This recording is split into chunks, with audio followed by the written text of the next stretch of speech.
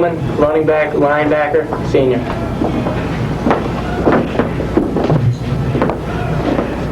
Phil Pinto, defensive back, senior. John Delarusso, defensive end, junior. Nicholas Moss, split end, defensive back, senior. Frank Cicero, quarterback, safety, junior.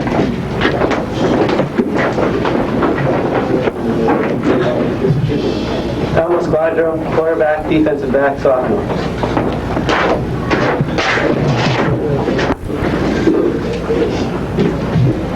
Gene Bias, quarterback, punter, kicker, senior.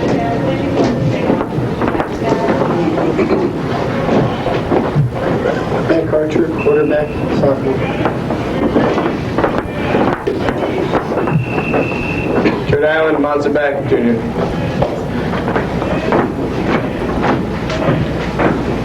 Keith Buda, running back, sophomore. Michael Sabian, junior, linebacker.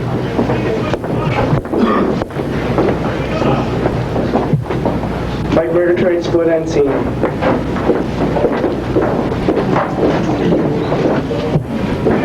Ralph Berti, split end, junior.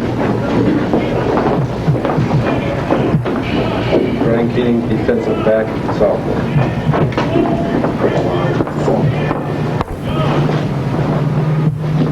Scott Halverson, defensive back, junior.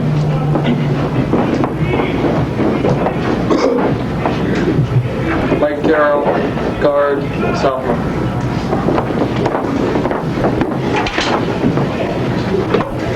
Jamie Ahern, running back, senior.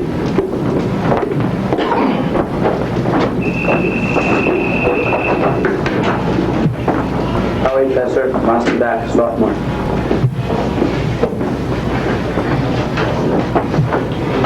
Tyson Freeman, running back, junior.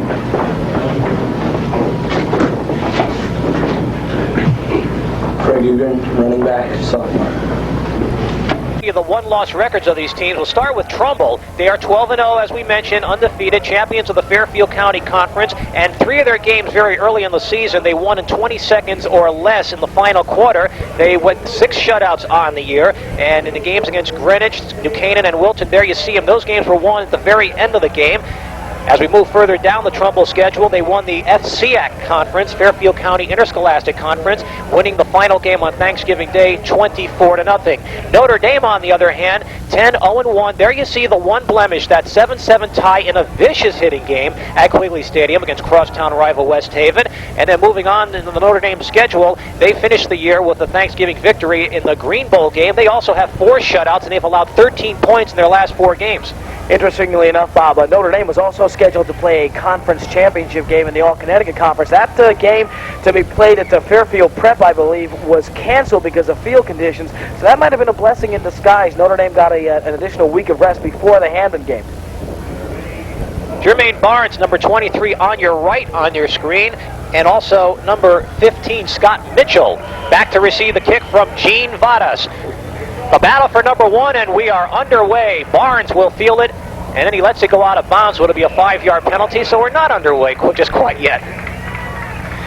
Bob, when you talk about Trumbull High School offensively, they've got a big running back in a senior, Eric Goldman, 5'10", 190 pounds. We mentioned he is a senior. He rushed for 1,210 yards on the year and needs only 11 yards to break the state single-season rushing record.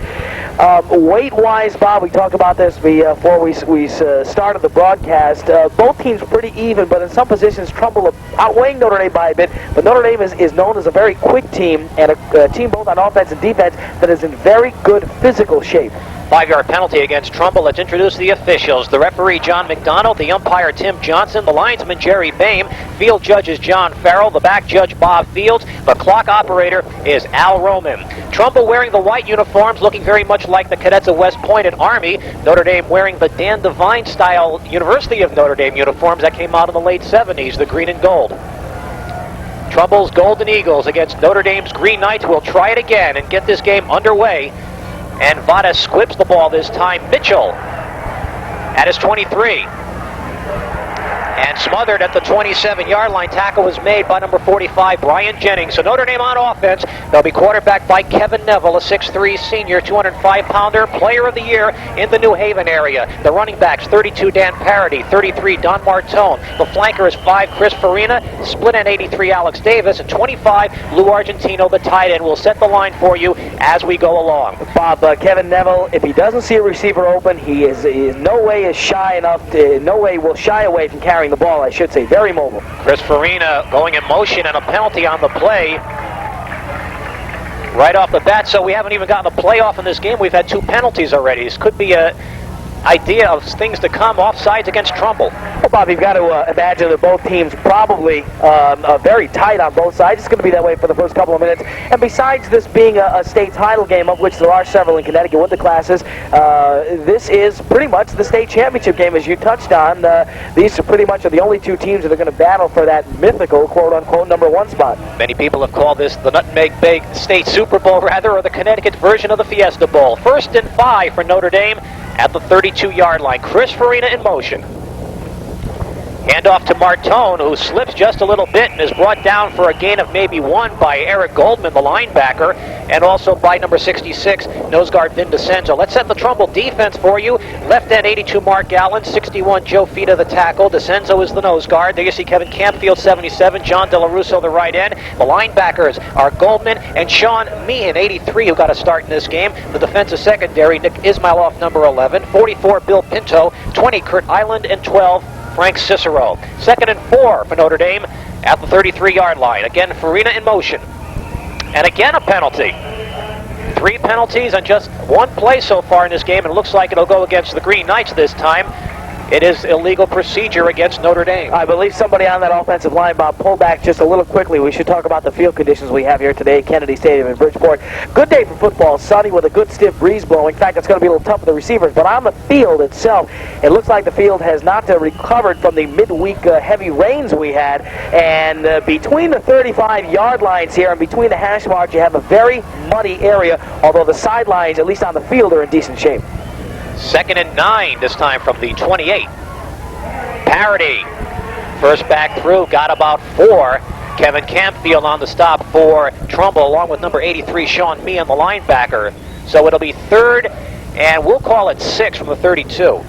Oh, we'll see if Kevin Neville chooses to put it up. As we mentioned, they do have a good passing attack, Notre Dame does. The man they look for long is Alex Davis. He is long, lean, and speedy, likes to run a lot of end zone passes, and of course we can look for Chris Farina to come out of his split end or flanker spot. Davis at the top of your screen, Farina in a slot. 3rd down and 5. Neville lost his footing, and then he is dropped. Sean Meehan, Vin DeCenzo, Joe Fita, the middle of that Trumbull defensive line, broke through and got the first sack of the game, and so Notre Dame in a punting situation. As soon as Kevin Neville took a couple of steps back, Bob, he got caught up in that turf, as you mentioned, a little muddy spot, and from then on, I think that broke his concentration. He was looking long sideline in the corner all the way, perhaps for Alex Davis, but nonetheless, we'll have a punting situation here in Farina back. Punting into the wind, did not get off a long one. And Trumbull will let it down at midfield. Nick Ismailoff and John Delarusso was back for Trumbull. So they'll get the ball on offense for the first time. They are quarterbacked by a senior, Gene Vadas, number 15. The fullback, 32, Jamie Ahern. 33, Eric Goldman, the tailback. Flanker is 42, Willie Gallup. Split end 11, Nick Ismailoff. And the tight end, 82, Mark Allen. The interior line for Trumbull, Kevin Campfield, Joe Fita. George Cromie is the center, 51. John Boffoli, 53. And Dan Marchetti, number 70. 1st and 10 for Trumbull at the 50-yard line. Handoff Eric Goldman. And he got a tremendous hole off the right side. Goes down to the 33-yard line. Alex Davis finally tripping him up there, Bob.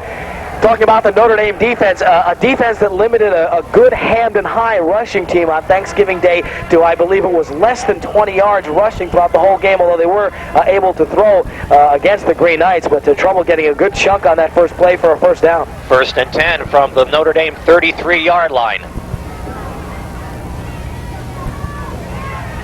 Goldman again got a yard this time. The Notre Dame Defensive line buckling down. Let's introduce the Notre Dame defense for you. Across the front, 69 Pat Oliver, 68 Jason Pintek, 71 is Kurt Fisher, and Joe Ardolino, 73, Lou Ardolino rather, defensive end. The linebackers Parody, Cafferty, and Farina. In the secondary, Collins, Argentino, Davis, and Barnes. 2nd and 9 from the 32-yard line for the Trumbull Golden Eagles. No score in the opening minute of this championship football game. Vadas, and dropped on the option play after gaining about a yard.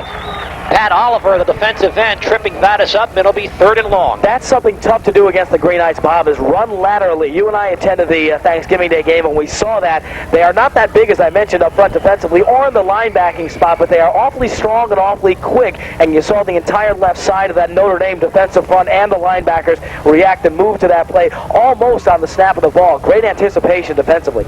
Nick Ismailoff, the bottom of the screen, a very elusive runner when he gets the ball, and they like to throw the split-end screen to him. 3rd and 8. Vadas with plenty of time and throwing it into a zone where no one was located. The closest receiver was Eric Goldman and also Jamie Ahern, the 2 running backs going out over the middle. Incomplete. Looked like he might have had a little trouble with that footing as Kevin Neville did, Bob, but in any event, the incomplete pass there. And still, as we look beyond the stands here at Kennedy Stadium in Bridgeport, some pretty good lines of folks still waiting to get into this one.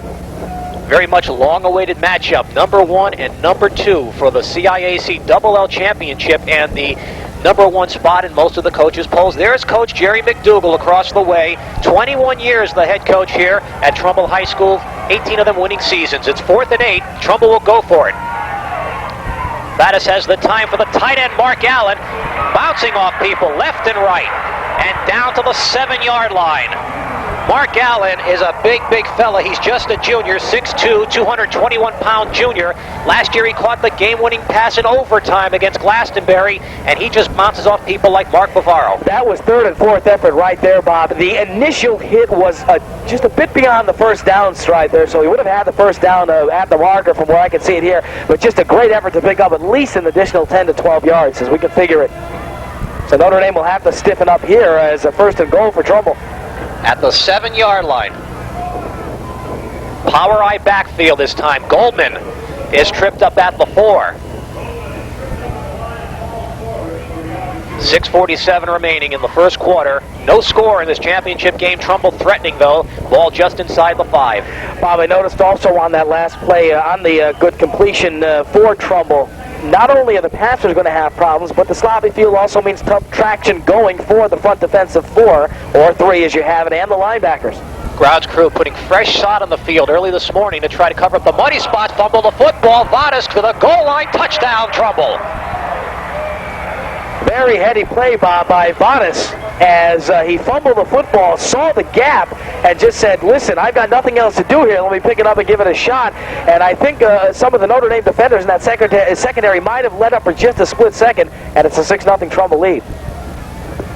So the Golden Eagles get on the scoreboard first off a miscue, a fumbled snap. Vadas with the poise to pick it up and take it in the open gap. 6-0 Golden Knights, the extra point attempt by Vadas. Straight on kicker. Ismailoff is the holder. Kicking with the wind, and it's no good, off to the right. But Trumbull gets on the board first, and that's something I don't think Notre Dame has allowed all year long, is usually Notre Dame is the team that scores first.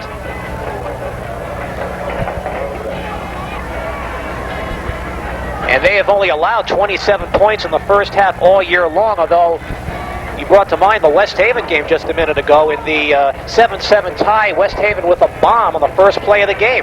And that was it, and they shut them down after that. West Haven's quarterback beating Notre Dame on a long bomb down the left sideline at Quigley Stadium in West Haven. And that was all she wrote as far as West Haven scoring in that one, although we mentioned the game ended in the 7-7 tie. Coach Eddie McCarthy of the Blue Devils on hand here. We should congratulate him for his win and bringing home the Class L title. The city of West Haven with a chance to host the 2 of the state titleists this year. And important for Notre Dame, Bob, here to get a good run back, to get them back in some decent field position as Trumbull jumps out in front by a score of 6-0. Not only is Trumbull ranked number 1 in the state in all the polls, they're also number 22 in the country in the USA Today poll. They had been among the others to watch all year long, but this was the first week they cracked the top 25 at number 22. Also read, Bob, in some publication where the consensus was that the winner of this game would possibly be ranked number 1 in New England, save for a strong school in Massachusetts whose name escapes me now. I believe it was Leominster in Massachusetts that is very strong up there. So there was a good shot that the winner of this game would be ranked number 1, perhaps in the New England region. 6-0 the score. Trumbull on top. Notre Dame 10-0-1 coming in, all Connecticut Conference champions, a 15-game unbeaten streak coming in. Trumbull leading it, and the kickoff, this time to Mitchell again, from the 10-yard line. Tried to take it up the middle where it was very muddy and then lost his footing, and I think before long we're going to have a lot of problems identifying people on the Trumbull Ball Club. But like John Madden would say, it's football. It's old-fashioned, good old-time football, as he might say. Notre Dame has the ball 1st and 10 at their own 29-yard line. They're going into the wind here in the first quarter. Alex Davis at the top of your screen, number 83, the wideout. Neville for his first pass of the day, and it's caught by Parody at the 35. And then he gets some extra yardage down across the 40. So Neville completes his first pass attempt today, and it's for good yardage. Parody dropped by Sean Meehan from the Trumbull secondary, Bob, and that last little headbutt there by Parody, putting his head down, got Notre Dame a good additional 3 to 4 yards there. That's just good, hard football. Parody, as you mentioned, among the all-area teams in the New Haven Register poll at a linebacker, all joined by teammates Chris Farina, Don Martone, and Kevin Neville on that team. 1st and 10 from the 43. This is Martone. Did his best to maintain his footing and getting 2 yards on the play. John Delarusso coming up from the secondary, along with number 44 for Trumbull. That's Bill Pinto, another cornerback, on the stop. Of the 2 running backs, Don Martone is really the back with the breakaway speed. You'll find Parody oftentimes will be in there for the short yardage or will run the pass pattern coming out of the backfield. And of course, Martone, some of you may know, was lost to Notre Dame for most of last year because of an injury. 2nd and 8. From the 45, again, Neville throwing. Now he's running. And he can improvise well, folks, across midfield and out of bounds in Trumbull territory at the 43-yard line. And one thing Coach Tom Marcucci told me during the week, if there's one thing Neville does very well is improvise. He makes a lot of yardage out of plays that go nowhere. And to do that, Bob, you've got to have great vision back there, and you've got to have the capacity as a quarterback to sit back there for maybe at the most 2 or 3 seconds and say, here's what I'm going to do, boom, and do it. And Neville, you could see right there, took his time, looked, he knew what his situation was in the pocket, looked around, saw nobody open, and tucked it up the right sideline. 1st and 10 for Notre Dame at the Trumbull 44. Notre Dame fans on this side of the field starting to come alive. Farina in motion. Martone off tackle for about 3. Bill Pinto again from the secondary on the stop. Coach Jerry McDougall telling me during the week, one thing Trumbull has had going for them is the fact that they have not had hardly any injury problems. They missed their tackle, Joe Fita, for 1 game with a finger injury, but that has been it, and that's, Lady Luck has to be smiling on your side if you can get that injury free. And also, that has to indicate a well-conditioned ball club, too, because a lot of coaches on every level will tell you the better shape your players are in, the more they will miss those nagging little muscle pulls and stuff that can keep you out of a game. 2nd down and 7. Neville picked off. That's Goldman. At the 37, gets it back for about 10 yards. Neville intercepted, and Trumbull with the first turnover of the game. I wasn't sure who Neville was going for on that play, Bob, but it looked like the receiver, his intended receiver, might have pulled up there just at the wrong second, because Neville fired that right into the teeth of the Trumbull linebackers playing low, and the interception. Not only that, but on Trumbull's 2 possessions, they've had great field possession. The ball is marked at the 46-yard line. So Trumbull doesn't have very far to go this time either. Notre Dame defense coming into this game allowing just an average of 79 yards on the ground, 69 through the air. On 1st down, ball carried up the middle for about 5 yards. Jamie Ahern, the ball carrier this time. Ahern, 6 foot, 190-pound senior, gets it across into Notre Dame territory. It'll be 2nd and 5. And you can see the Notre Dame defense branching out right there. Notre Dame most of the time will go with a standard four-man front, although we'll rush more than that occasionally. Ismailoff at the bottom of the screen, number 11, and now another penalty flag goes down. Might be too much time. No, the Trumbull player is clapping. Offside Notre Dame. Apparently somebody in that defensive line had their helmet over the ball a little too far. So that is the second Notre Dame penalty. Trumbull has 2 in this game.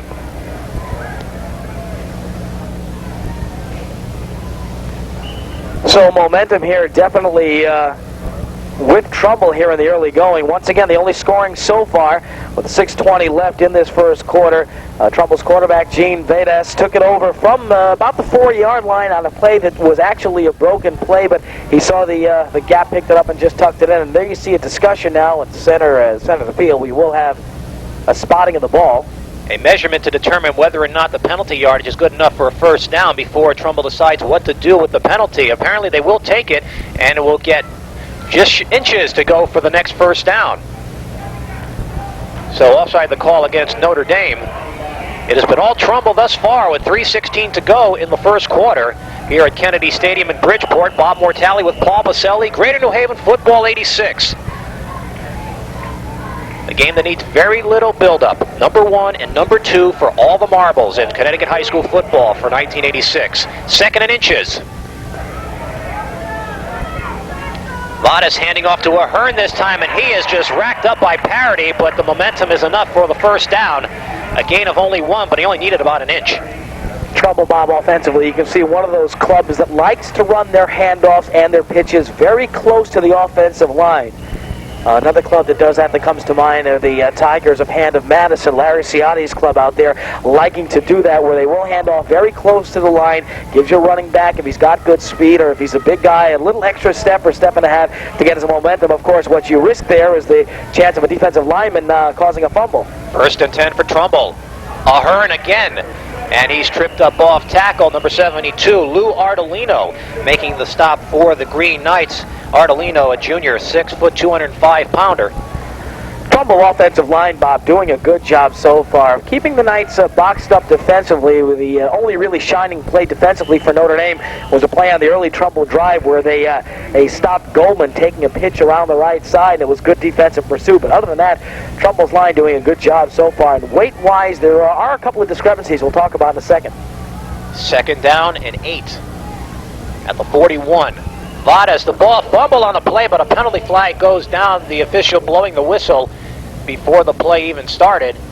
And it looks like a penalty this time against the Golden Eagles. It's illegal procedure against Trumbull.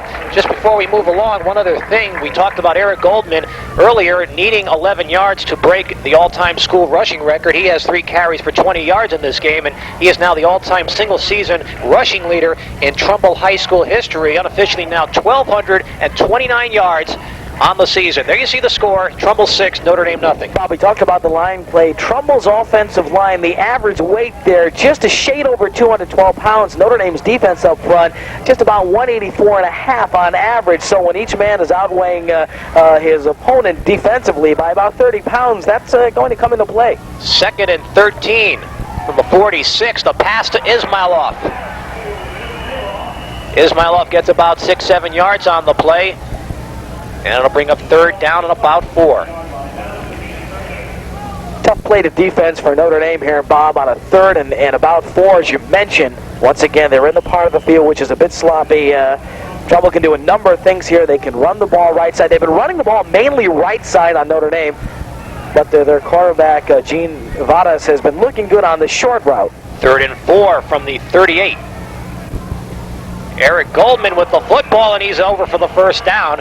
He gets about to the 31-yard line, and he is really getting a tremendous head of steam, especially off that right side of the Trumbull offensive line. George Cromie, the center, John Boffoli, the right guard, and Dan Marchetti doing a whale of a job. Trumbull, as we mentioned, Bob, running almost exclusively right side. I don't think they've tried to run a play to the near side. We're on the near side of the field, as you see Trumbull moving from your right to left. They haven't run a play on the near side as yet.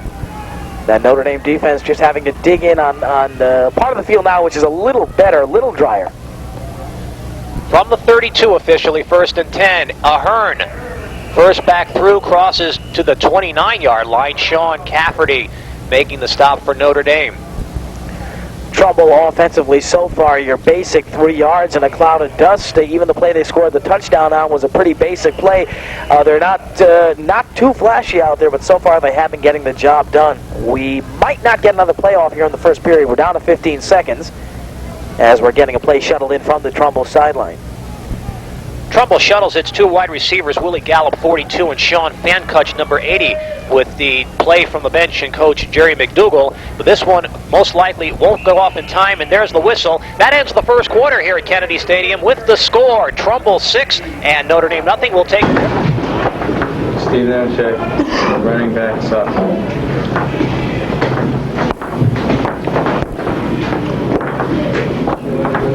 Willie Gallup, flanker, defensive back, shuttle team.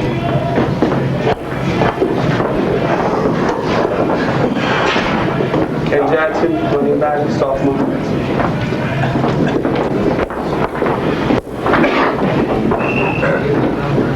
Brian Jennings, defensive end, junior.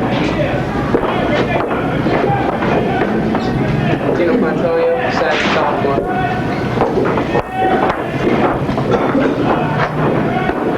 George Comey, center, senior. Chris Halverson, safety, sophomore. John Bosley, offensive guard, senior.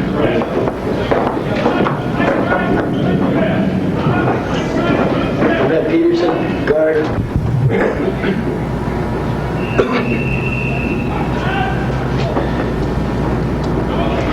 Joe Fida, offensive guard, defensive tackle, senior.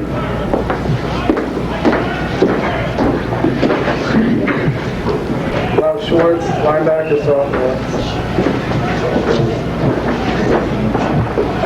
Chris Davis, defensive tackle, sophomore.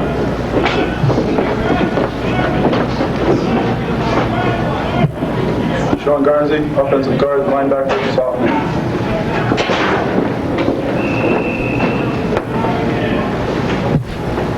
Mike Goldman, guard, junior.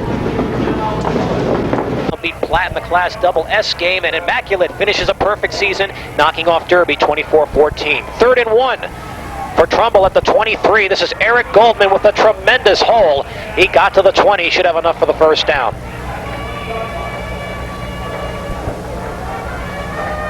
So Trumbull continuing the ball control, which is one thing Jerry McDougal told me during the week is the key to victory. He knows Notre Dame is an explosive big play team, so Trumbull has to just grind the yardage out, and they've done that very well.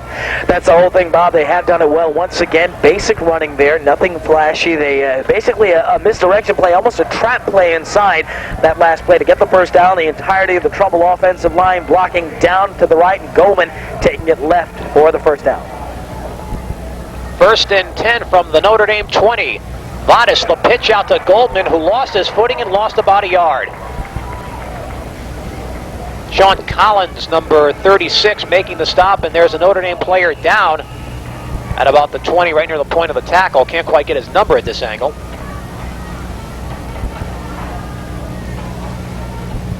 Both these teams with some fine football tradition over the years. We mentioned the Trumbull 2 perfect seasons in the last decade in 1977 and then again in 1980. Trumbull went all the way undefeated. They have a chance to do that today, have 13 wins and a state championship. Notre Dame has had a tremendous football tradition over the years, but they have not ended the season number 1 in quite some time, as we see number 69, Pat Oliver, coming off the field. He was the injured player, 5'11 senior. Notre Dame last finished number 1 in the New Haven Register poll back in 1962. They were also unofficial state champs in 1954 in the days of Nick Petrosanti, who went on to Notre Dame University, and then the all-time leading rusher in Detroit Lions history for many years till Billy Sims came along. 2nd down and 12 from the 22. Vadas throwing for Mark Allen, who just cannot hang on to the football. Double covered by Sean Cafferty and Sean Collins. Vadas once again, Bob, showing that they're just going to try to get it done at least in that end of the field with the nice short route. He's thrown basically 5- and 7-yard routes so far. Nothing long yet. When you have the running attack they have, you really don't have to throw anything long too often. So a 3rd down situation coming up. 3rd and 12 from the 22. Big defensive play for Notre Dame here. You're down 6-0, second quarter. Again, Ahern looking for a wide open receiver, and it's caught for the touchdown. Nick Ismailov just ran right under it and had the poise to keep his feet in back of the end zone before falling down, and it's 12-0 Trumbull. If you took a photograph of that frozen right at the moment Ismailov brought it down, that was the classic play of gathering one in on the end zone, went to the back of the end zone, jumped up in the air, kept both of the toes of his athletic spikes down on the turf and hauled it in. No doubt about it, inbounds on that one. Beautiful catch. And a 12-0 lead, and now Trumbull will call timeout here, and you wonder if they will go for two.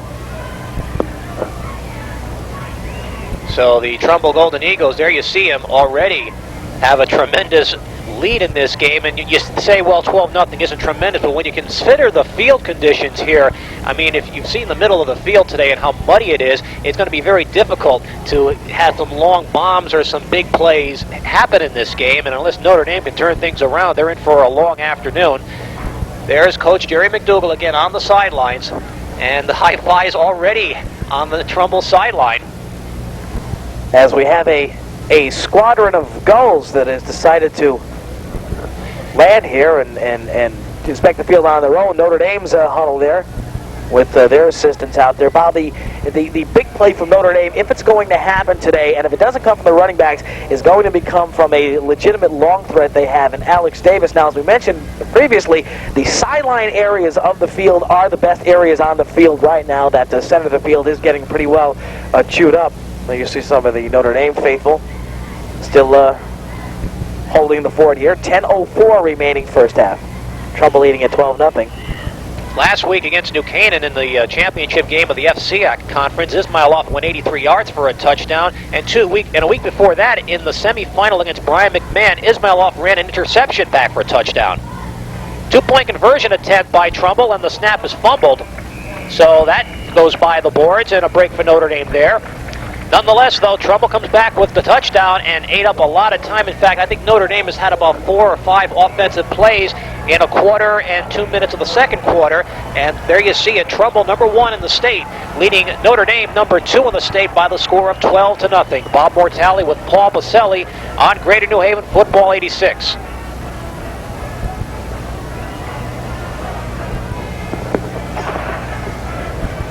You wonder if Notre Dame, Bob, will try and adjust things offensively here. Obviously, Coach Tom Marcucci, we saw earlier when they have had the ball, has tried to come out running.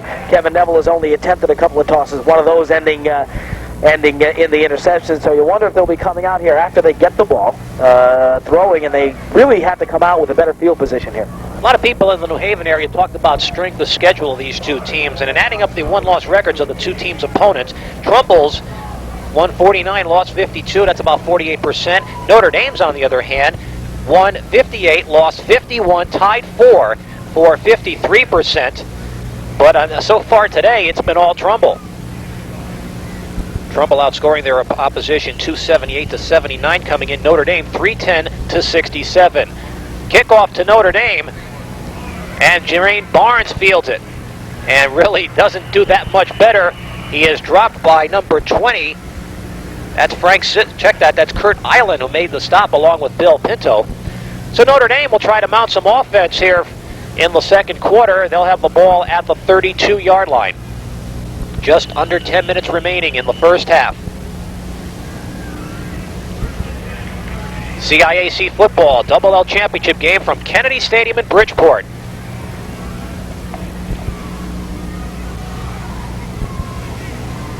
On the option, and Martone is dropped, and a penalty flag goes down, and there's going to be a late hit call on number 44, Bill Pinto, for hitting Martone after the whistle. Personal foul against Trumbull. And those are the kind of penalties you don't want to see called anytime if you're the Trumbull head coach, and especially in a game of this caliber. That is really just wasted yardage when you come right down to it. But then again, you've got to think that there's a lot of emotion out there too, and everybody wants to get a stick in there, get a hit. So there you see the indication and a first down for Notre Dame, and just about the midfield stripe. Trumbull's 4th penalty of the game puts the ball at the Notre Dame 47-yard line. 1st and 10 from there. I formation in the backfield this time. First back through is Parity, and he doesn't quite get to midfield. He got about 2 yards. Joe Fita, number 61, making the stop from the interior line position. Been pretty much not much going, actually, for Notre Dame on offense. Parity, 2 carries, 6 yards. Neville, 2 carries, 5 yards. Martone, 2 carries, 1 yard. Of course, as you mentioned, they haven't had the ball a heck of a long time. Trumbull putting together 2 very nice drives here in the early going. 2nd and 8 from the Notre Dame 49. Neville's been picked off once in this game so far. Has plenty of time here. He could run with the football, and not this time, folks. Joe Fita, number 61, combining with nose guard Vin DeCenzo for the sack. It's the 2nd sack for Trumbull in the ball game. And a big defensive play for the Golden Eagles. Good play there on both sides, Bob. Actually, Joe Fita with a nice defensive pursuit, and Kevin Neville once again with a headsy play of not to throw that. You can almost feel up here that he wanted to get something off because he knew he was going to get dropped, and did the smart thing and held on to it and avoided perhaps an interception there, as all the Notre Dame receivers were covered well. A loss of 8 yards. 3rd down and 16 from the 41.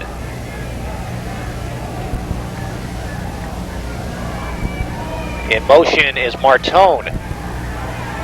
Screen pass set up for Parity. Didn't do very much, got about 2-3 yards. And so Trumbull holds on defense. Eric Goldman making the stop for the Golden Eagles. And you wonder there on a situation, Bob, and Notre Dame playing it very conservative there, trying to swing it out and maybe break something up the sideline. You wonder when they would maybe try to go deep to Chris Farina or Alex Davis, who are their 2 big men. And now they'll have to drop back and punt once again. Chris Farina gets it away and almost had it blocked that time. John Della Russo, number 10. Got about 4 or 5 yards on the return. Scott Mitchell making the stop for Notre Dame. Not very much hang time either, so Trumbull with the football at their own 31-yard line. Tough day for punters, Bob. It's not exceedingly cold out here, but it's that penetrating kind of cold on your fingertips and on your feet if you're a punter or a receiver. Now you see part of the Trumbull Brain Trust on the sideline. And you can see once again the Golden Eagles are going to start right from where that field starts to deteriorate. 1st and 10 for Trumbull. Gene Vadas, the quarterback, looking it over. On the pitch out, Eric Goldman with a lot of room around the outside, and he got a 1st down, getting 10 yards. For Notre Dame, the tackle made by number 22, Scott Grabowicki, a 5'8 senior. And he would have had more, Bob, for the fact that he made his final cut right at the 1st down marker and just lost his footing. So Goldman really, besides having good speed out there, really is a decisive type of running back. You can tell when he gets the ball and gets the pitch, you know where he's going. He knows where he's going, rather. And really almost looks like he's doing a good job surveying the field out there as to what he's trying to do offensively. Trumbull made the 1st down by half a football, so it's 1st and 10 from the 41 this time. Goldman unofficially today, 7 carries, 37 yards thus far. Leading ground gainer for both teams.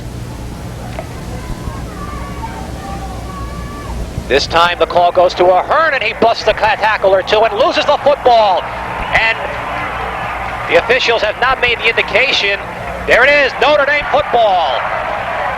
Had to think about it for a minute to see if the official was going to say the play was blown dead, but the recovery made, I believe, by Chris Farina, number 5. So Notre Dame getting their 1st turnover break of the game, and they'll try to mount something. You want to hear, Bob, will the Green Knights try to go for the big strike right off of this, but before the fumble, I was going to say another great running execution there by Trumbull, and the fact that Notre Dame rushed only 3 men that time, thinking Trumbull was going past, helped the situation, but now the Green Knights take over. 1st and 10 from the 46. Plenty of time for Neville, as all year. Looking for Davis.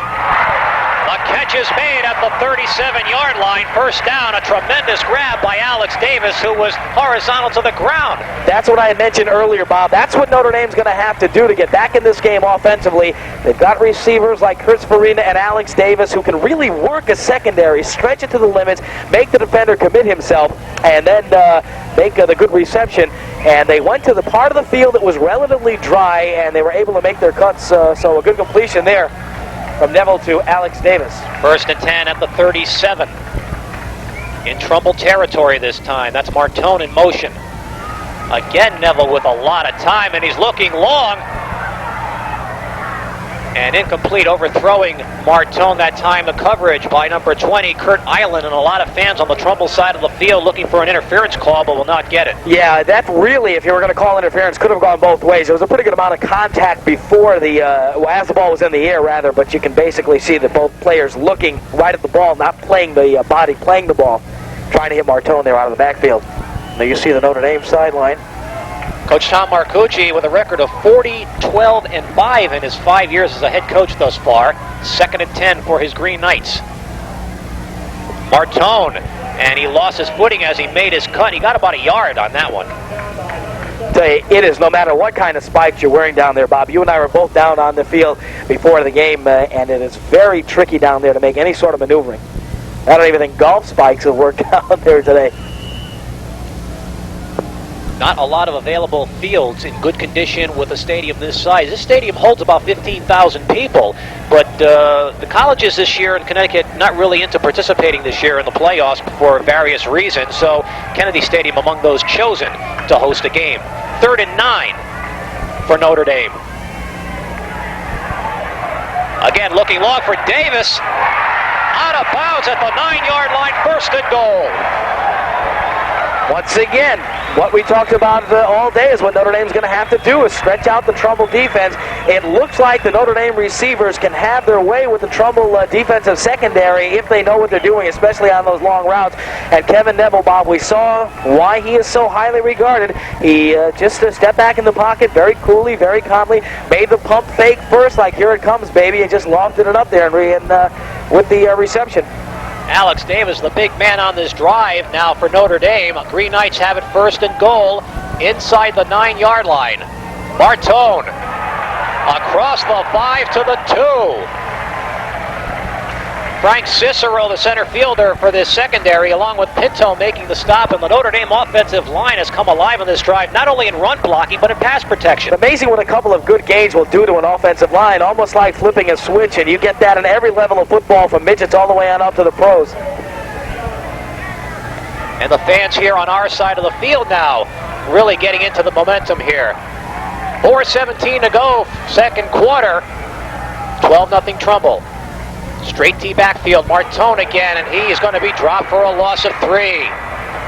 Somebody missed a block in Bowery backfield, and Kevin Campfield helped out on the stop along with Vin DeCenzo and Joe Fita. You mentioned it, Bob, going into that play, nothing fancy, straight T backfield. They've been doing that for about 30 or 40 years now in professional football. That's rather every level of football. That's a straight running formation. Trumbull, though, sniffing it out, and as you mentioned, perhaps a missed block there. Mel Long into the backfield now, number 35, as they go to that straight T again. It's 3rd and goal from the 5. Neville. Touchdown, Notre Dame!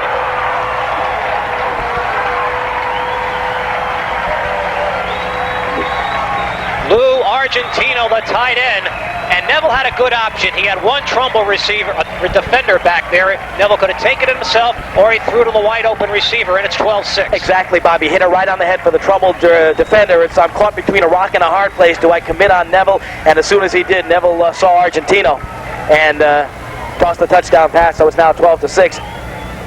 And Argentino now will hold for the extra point attempt by Kevin Vitelli, who is a lineman, and on the year 35 of 39 on extra points.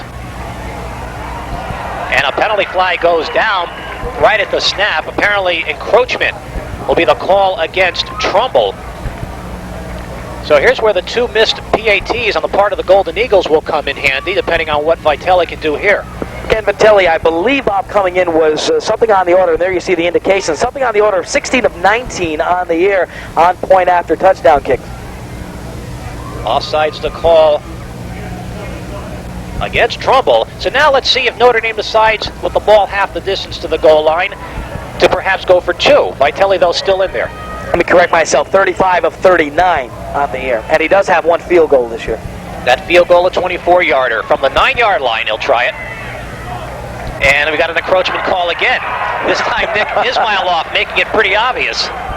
And I think this is going to make it tempting now whether they're still going to go for one or try for two. The ball will be put inside the 1. Can't get that much closer. You hear some of the fans below us hooping up two. No, but it looks like Vitelli's trying to clear a spot. And now a timeout is called. And I think the temptation might have finally soaked through on the Notre Dame sideline. Notre Dame calling the timeout. Another point to bring out in the Green Bowl game. Vitelli missed 2 extra points because the field was very similar, very muddy, hard to get a decent footing, and the Notre Dame offense is coming in, so the point after unit coming out, and Tom Marcucci out on the field in the Notre Dame huddle to plan out the 2-point conversion attempt. 12-6 the score, 3 minutes and 30 seconds remaining in the second quarter. Notre Dame with their first drive, and they're the big play team of the two. Trumbull is a basic bread and butter type of team. They do the fundamentals well. They don't do a lot, but what they do very, very well, and we've seen that on their ball control drives. Notre Dame is the more explosive of the two teams, and we saw the 2 long passes to Davis that set up the goal line stand on offense. And people say fundamental football is boring. Well, it's been boring to the tune of an undefeated season so far for Trumbull. You can't argue with success, as the cliche goes. The ball is inside the 1 on the 2 penalties. Trumbull now with 6 penalties in this game. Notre Dame with just 2. Again, straight T backfield. Dave D'Ambrosio is in there with Parody and Martone in the power I. Martone gets the fake and Neville turning the corner. Did not make it. Yes, he did.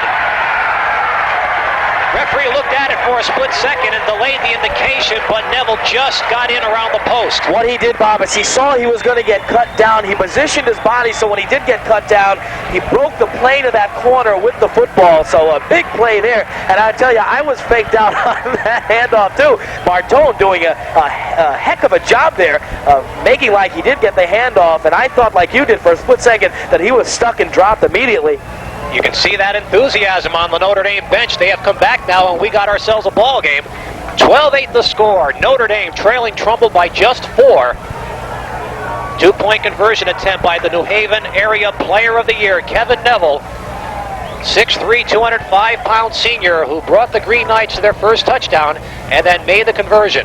Just barely, mind you. So Notre Dame will kick off. Vitelli will line it up, number 67. At the 40-yard line. Della Russo and Ismailoff are the 2 deep backs. There you see them. Ismailoff the closest to the screen. And you can bet that Notre Dame kicking team, Bob, is going to be going down there in a little bit of a higher gear on this one.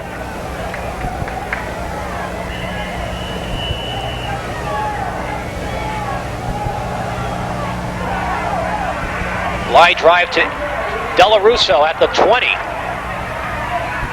And finally squirms his way to the 33-yard line.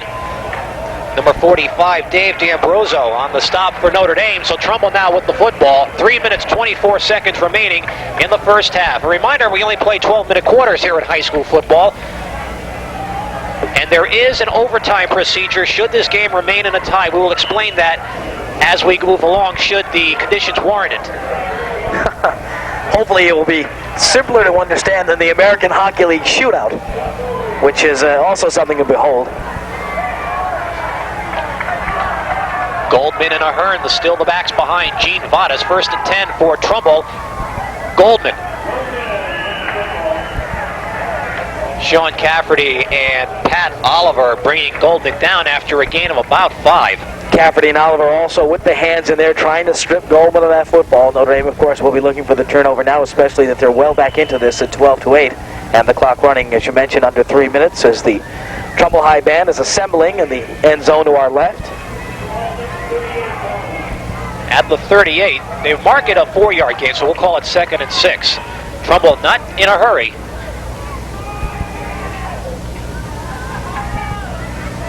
Ahern, tremendous hole on the left side near midfield and a first down. And I'll tell you, Ahern almost just sidestepped that defensive line right there as he got the handoff right up tight, as we mentioned. Trumbull runs their running plays like that, and Ahern with just a sidestep needed to sidestep the crashing lines there and a first down. 2:15, the clock is running here in the first half. Trumbull at their own 49. First down. Ahern again, same play. Just about the same result. He picked up about 7, maybe 8. 36, making the stop for Notre Dame, Sean Collins, the cornerback.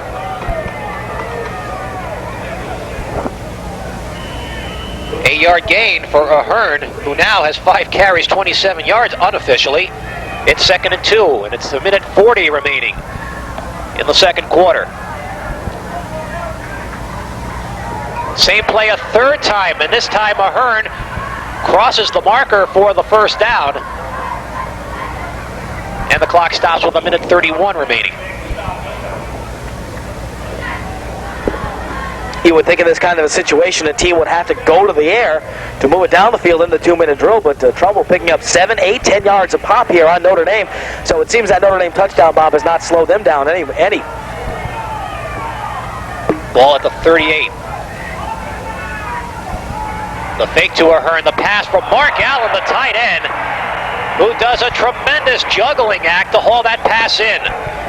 Farina on the stop for Notre Dame. Heck of a job by Mark Allen, as you mentioned, Bob. Sean Cafferty tried desperately to come down with that one on the interception, just over his fingertips. So the clock running again now. We're at 1:10, and Trumbull continuing to just chew it up. Second grab of the day for Mark Allen. 1:05 left. Goldman gets away from a tackler or two, gets near the sideline. Ball marked at the 13-yard line, and now Trumbull calls a timeout. Each team has used 1 timeout so far in the first half.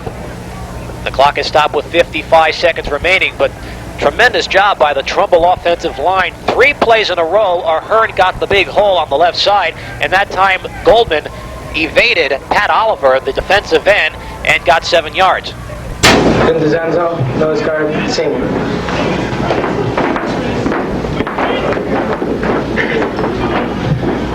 Dan Marchetti, offensive tackle, senior.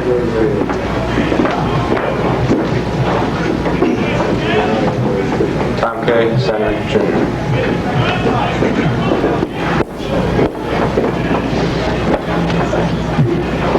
Steve Marchetti, offensive tackle, sophomore.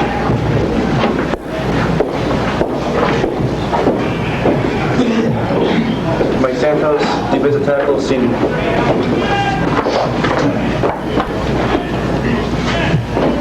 Victor DeLima, defensive guard, sophomore.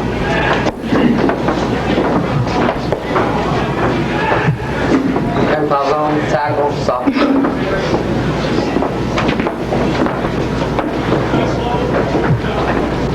Kevin Campbell, offensive tackle, defensive tackle, senior. Timeout.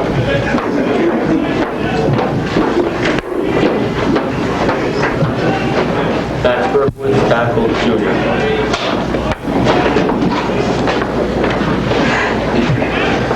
Doug Parker, defensive tackle, sophomore.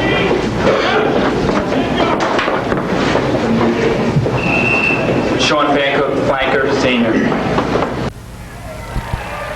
Gene Vadas rolling out on the flare pass. That's Mark Allen, the tight end, for the end zone. Touchdown!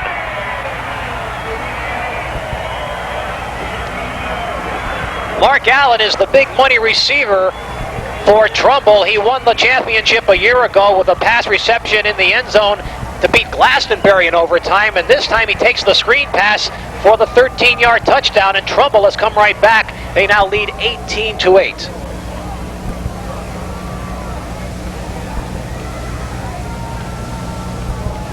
"13 yards. Allen now 3 receptions, 53 yards for Trumbull. Trumbull 0 for 2 so far on conversions. We'll see what they do here, and they look like they're going to give it the 1-point shot again. Gene Vadas kicking into the wind here in the second quarter. Wind blowing from right to left. And now a timeout called, so Trumbull will talk about it. And the wind might be a factor later in the game if a field goal is necessary to win it. Wind is blowing at about 15 miles an hour in gusts from right to left here at Kennedy Stadium.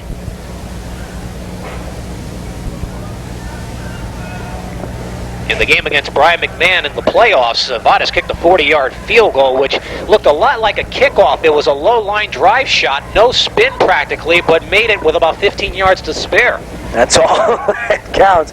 They don't have to be pretty, just work. But Bob, you can't talk enough about this Trumbull drive. They just came back with Notre Dame with an emotional drive, poked it in to make it 12-8, and Trumbull coming right back here in literally something on the order of about a minute and a half, and chewing up a lot of yardage. You see the Notre Dame sideline, a bit on the stun side, but I'm sure they'll be getting a good talking to at halftime. Some of those helmets have seen better days, however. Then again, Mako, you know. Vadas will give it a shot, and it's a fake. Nick Ismailoff with the football, the holder. He's very difficult to bring down, as you can see, and he makes the conversion. A very elusive ball carrier with some slithering moves, and Ismailoff just danced his way to the end zone. The Notre Dame defense really disgusted with itself on that one, and Trumbull now leads it 20-8. He must have broken, Bob, at least 4 potential tackles down there. When I saw the play developing, I said, well, no shot, because the defensive flow is all to that side of the field, and he just went 1, 2, 3, and 4 and stepped it in, and pretty much left the Notre Dame defense talking to themselves. So Trumbull now leading it 20-8 with 47 seconds left. Notre Dame sideline looking on, not too pleased. They're down by 12 points once again. Number 2 in the state, 15-game unbeaten streak on the line for the Green Knights. Last year when Trumbull won the championship, the record was only 7-2-2 going in, but they beat Glastonbury to end the Glastonbury 23-game undefeated streak at that time. So we may be on the verge of a Trumbull dynasty here if things continue the way they've gone so far. Defending Double L champs, and they have defended their title very well so far in the first 23 minutes and 13 seconds of this championship game. Vadas to get it away.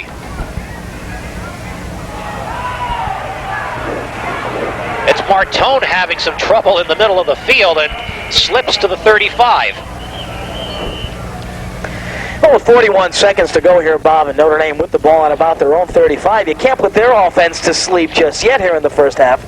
But you wonder whether Coach Tom Marcucci will be just willing to sit on it here and sit on the football and go in trailing by 12. Davis comes to the bottom of the screen, number 83. He was the big play man on the last drive. Grabowicki at the top of the screen, and Martone in motion. Neville with a lot of running room and gets out of bounds. Only gained about 3 yards at the most, but he stopped the clock with 17 seconds.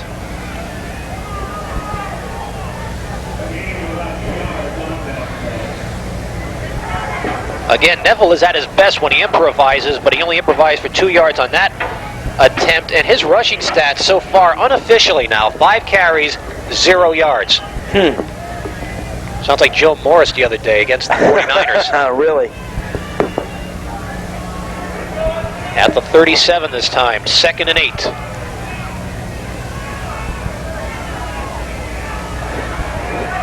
Neville, plenty of time for Davis again, and it's picked off. Number 42 is Willie Gallup. And he lost the ball out of bounds, but it will be Trumbull football. Neville's 2nd interception of the game. And Gallup did the tip drill very well. Yeah, really. They don't practice that every day for nothing, folks. The little volleyball tip drill that actually kept the ball in midair while he had a chance to compose himself and made the catch. And some folks might not realize that is something worked on a lot in practice, much the way ground balls are worked on with the first baseman of the pitcher in baseball. Passes are thrown, you bat them up in the air to get your bearings, find out where the ball is, then come down with it. Well, 6 seconds remaining here now. And you figure time for one more play, so as far as Trumbull goes, this might be just go, guys, and we're going to throw it up here and see what happens. Ball at the 37. There's the split end screen to Ismailoff. They love that play, but that time Notre Dame saw it coming And that's it. We have come to the end of the first half here. Kennedy Stadium in Bridgeport, and the Trumbull fans give their team a standing ovation as they head to the locker room in this championship game. Number 1 ranking on the line, and Trumbull leads it at halftime by the score of 20-8. And we'll be back with some halftime stats and some other facts and figures for you in just a moment.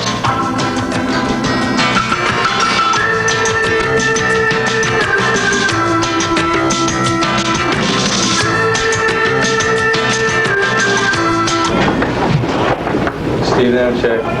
Running back up.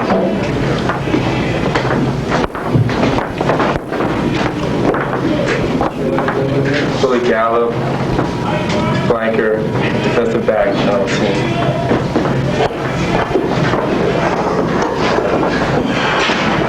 Ken Jackson, running back, sophomore.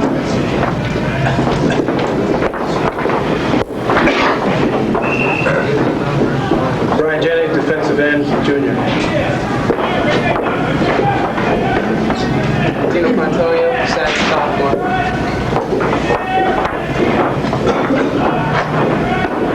George Comey, center, senior. Chris Halverson, safety, sophomore.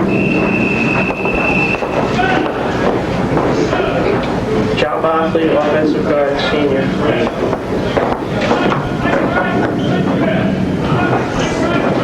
Matt Peterson, guard.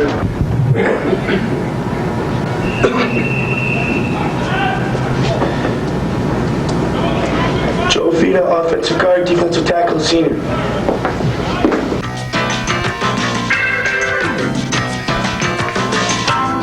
We're back at the stadium in Bridgeport. I'm Bob Mortali alongside Paul Pacelli. There's the score at the end of the halftime show at Kennedy Stadium. Trumbull has come out and really taken charge in this game. They lead Notre Dame 20-8. Let's take a look now at the halftime stats, and by the numbers you can see the dominance of Trumbull in this game. They have held Notre Dame to just 13 yards on the ground, and this is a ball club that averages 200 yards a game rushing. Total yards 77 for the Green Knights, 202 for Trumbull. Passing stats aren't bad for either quarterback, Paul, but and Trumbull has been penalized more often, but 2 interceptions for Notre Dame really hasn't helped matters.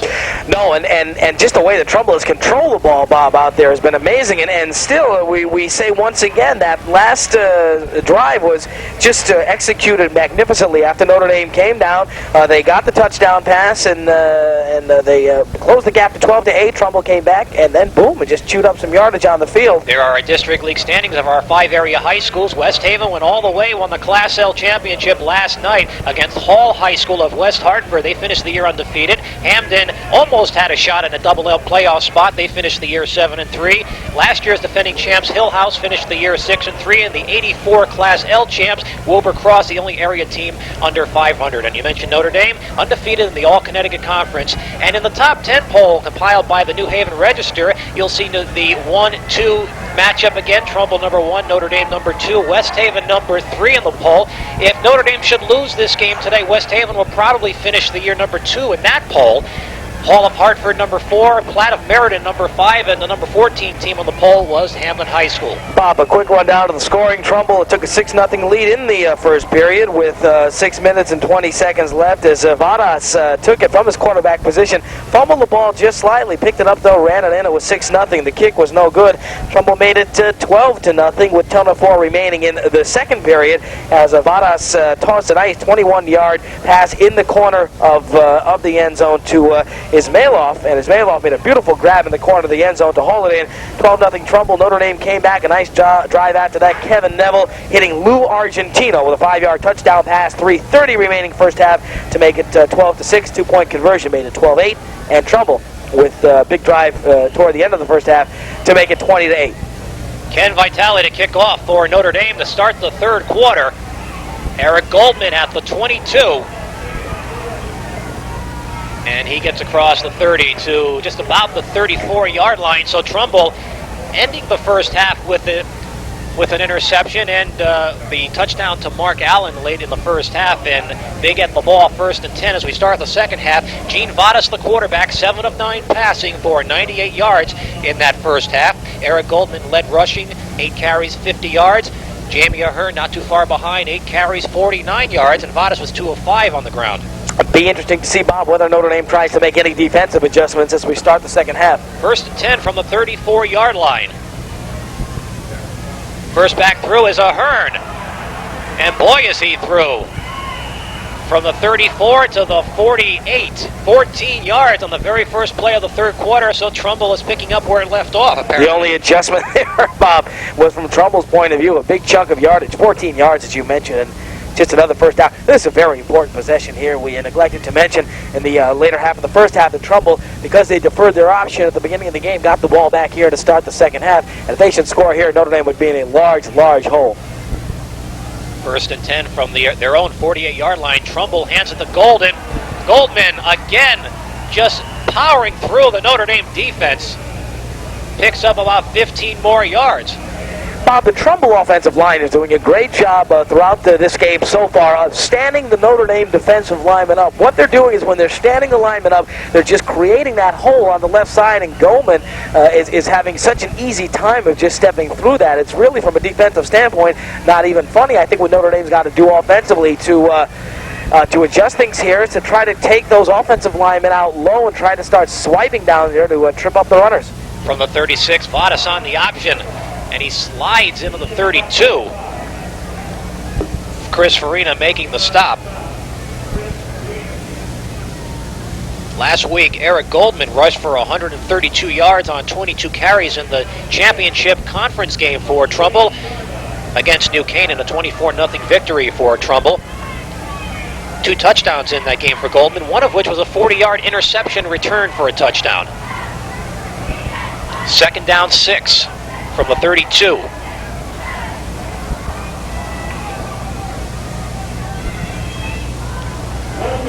Goldman again. He puts his head down and just carries people with him to the 26 this time. And once again, he is a tough runner to hit low. A lot of the Notre Dame linemen and linebackers are going in low trying to cut him down, but with the deceptive speed he has, that's very tough. We're going to have a close 3rd down situation coming up here now. Looks to be, they may bring it out for a measurement. I'm not sure whether they decided, and they will. Dan Parody made the stop for Notre Dame. Parody, coming into today, led the team in tackles with 112. Also has 2 interceptions to his credit this year. The measurement, and they are short, and again, it's about an inch or 2 at the most. You see how close it was. So Trumbull realistically with 2 cracks to get it here on 3rd and inches. If they were stopped, you'd almost have to bet a week's pay that they go for it on 4th down. And if it should become a factor, Trumbull will kick with the win in the 4th quarter if that key late field goal is needed. 3rd and inches from the 26. Quarterback sneak this time, and he got 5 yards on a quarterback sneak. That's not bad. No, sir. Sean Cafferty, number 39, made the stop. It's another 1st down for the Trumbull Golden Eagles. Touchdown here would really put things almost out of reach for Notre Dame.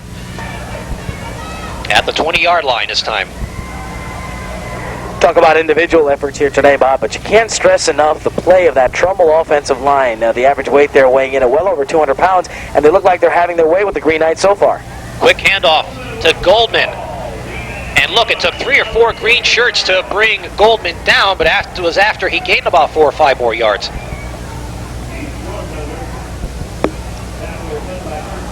Five yards on the play for Goldman. And unofficially now we have him 11 carries, 76 yards.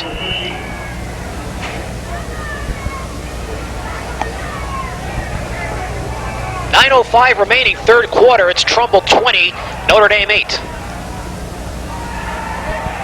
Vadas hit from behind just as he was letting go of the football. Chris Farina blindsiding Vadas on the blitz. He had him pretty well lined up, Bob. There was Crosshair City on the scope lining him up, and Vadas had no idea that Farina was coming, so that'll bring up the 2nd down situation. Check that 3rd down. Vadas almost sacked on the play. It's ruled an incomplete pass, but Farina on the year with 82 tackles coming in. Perhaps that's something Notre Dame might want to consider doing, is maybe blitzing a little more to try to put some pressure. Of course, though, when you do that, Bob, you know you do open up that seam right above the defensive line, right below the secondary. And when you've got a breakaway runner like Goldman, you need all the guys back there to grab him. It's 3rd and 5. Vadas for Ahern, and he's down to the 2. Quick opener over the middle, and Ahern had plenty of space underneath that zone. That is just a great example right there between Vadas and Ahern, Bob, of great timing on a quick opener as you open. Vadas, as you mentioned there, rather, Vadas just stepped back, knew where he was going. Ahern did his pattern, turned up, and the ball was right there. And a first and goal for the 1. So Trumbull knocking on the door again. Notre Dame will have to go into its goal line defense. First and goal from the 1. 3 backs. Goldman. And I don't believe he got in. The officials say no. He was short. So it'll bring up second and goal. And Lou Ardolino a little slow in getting up, number 72, but he finally joins the rest of the defenders in the huddle.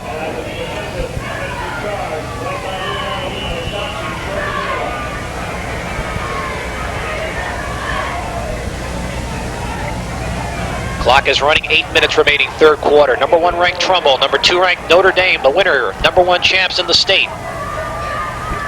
Handoff, Ahern, touchdown Trumbull. Made it with no problem that time, almost like he could have crawled it. And Ahern makes now 26-8.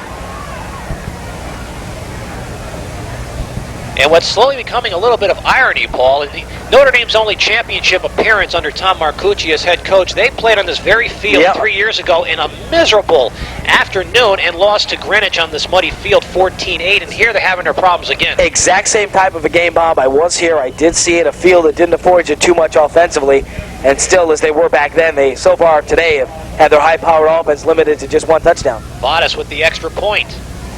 This time it's good. Trumbull High School showing why they're number 1. They have dominated this game. They've taken the opening drive, marched the ball down a little more than 4 minutes, and they put more points on the board. It is now Trumbull 27, Notre Dame 8. So if you're Notre Dame, Bob, if you're on the ND sideline, you've got to realize the only thing, really the only saving grace to realize so far, if you still got almost 20 minutes of football left, they do have a high-powered offense. They can't score quickly, but still being down by 19 points in any sort of a game, including one like this, has got to at least alter their offensive thinking a little, and I really doubt how much straight dive-type running we're going to see from here on in with Notre Dame. They probably will use parity. They will use Martone more or less in a swing-out style from the backfield. And they could use a good return right here. Notre Dame, of course, not used to playing catch-up football. We mentioned in the first half they had only allowed 27 first-half points coming into this game, and they gave up 20 in the first half today. So Notre Dame with a long way to go as Vadas kicks it off. Recovered by Dave D'Ambrosio, who has a few blockers in front of him and finally gets it across to the 43. Not a bad return for one of the upmen. No, sir. Bob, you mentioned about having to play catch-up football there. You know, when you are a ball control team like Notre Dame is, and the fact that they were down only once this year, you're so used to being able to do things at your own pace, to dictate the pace, to dictate the tempo of the game. And now, basically, they have to crank it up to say nothing in any short terms there. They really have to crank it up now. Martone and Parity in the backfield. Kevin Neville was 5 of 8 passing for 64 yards in the first half. Looking to throw here. Davis is open again. And Davis gets to near the sidelines at the 39-yard line. That's how the Green Knights have gotten their only score so far today, Bob. They worked the sidelines with Alex Davis. And once again, Kevin Neville there with just a nice toss. Knew what he wanted to do. You talk about that improvisation back there. Talking improvisation. Call it scrambling, call it coolness, whatever you want to. He just knows what he's doing. Davis now 3 receptions, 61 yards. And the officials will now stop the game while the new ball is put in. They're trying to keep as many dry balls as possible into this one. First and 10 at the Trumbull 38-yard line.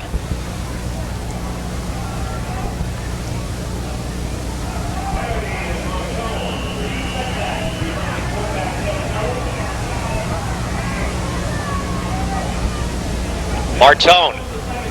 And he squirms for about 3 yards, maybe 4, as Joe Fita brings him down. Martone in the first half, 7 carries, just 9 yards, and he was the Notre Dame leading rusher in the first half. With not a heck of a lot of yards, so that tells you what the Trumbull defense did there in the first half. Clock continues to run. 6:50 and counting third quarter. Trumbull leading this one 27-8. Dan Parody was 2 of 6 in the first half, 2 carries, 6 yards. Neville was 4 carries for -3 from the 36 this time. Neville with time finds Davis. They give him the catch, and he should have enough for the first down at the 26-yard line. So just like that, Bob, Notre Dame virtually knocking on the door here, getting deeper into Trumbull territory.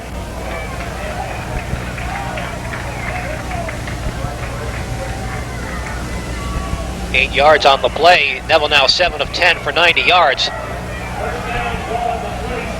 And they're in a very dry spot of the field in comparison to the rest of the field. They might want to try something to the near side once again. There's some footing there.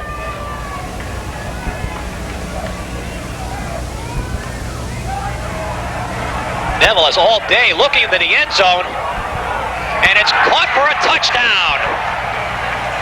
That's Scott Grabowicki who made the catch, but now they're going to say it's offensive pass interference.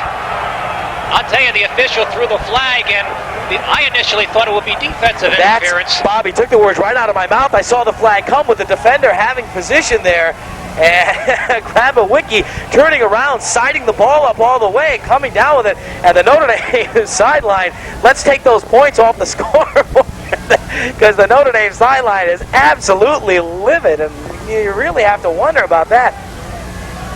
There was an initial bump as the ball had reached his peak on the throw, and it looked to me like the defender made the bump, and it might have been a bump in retribution, probably on the part of Grabowicki. It was tough to tell from our angle, but there you see the referee who made the call.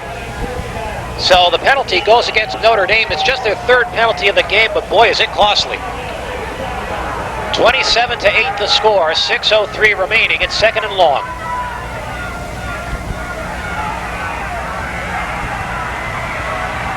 Neville scrambling. Pass deflected.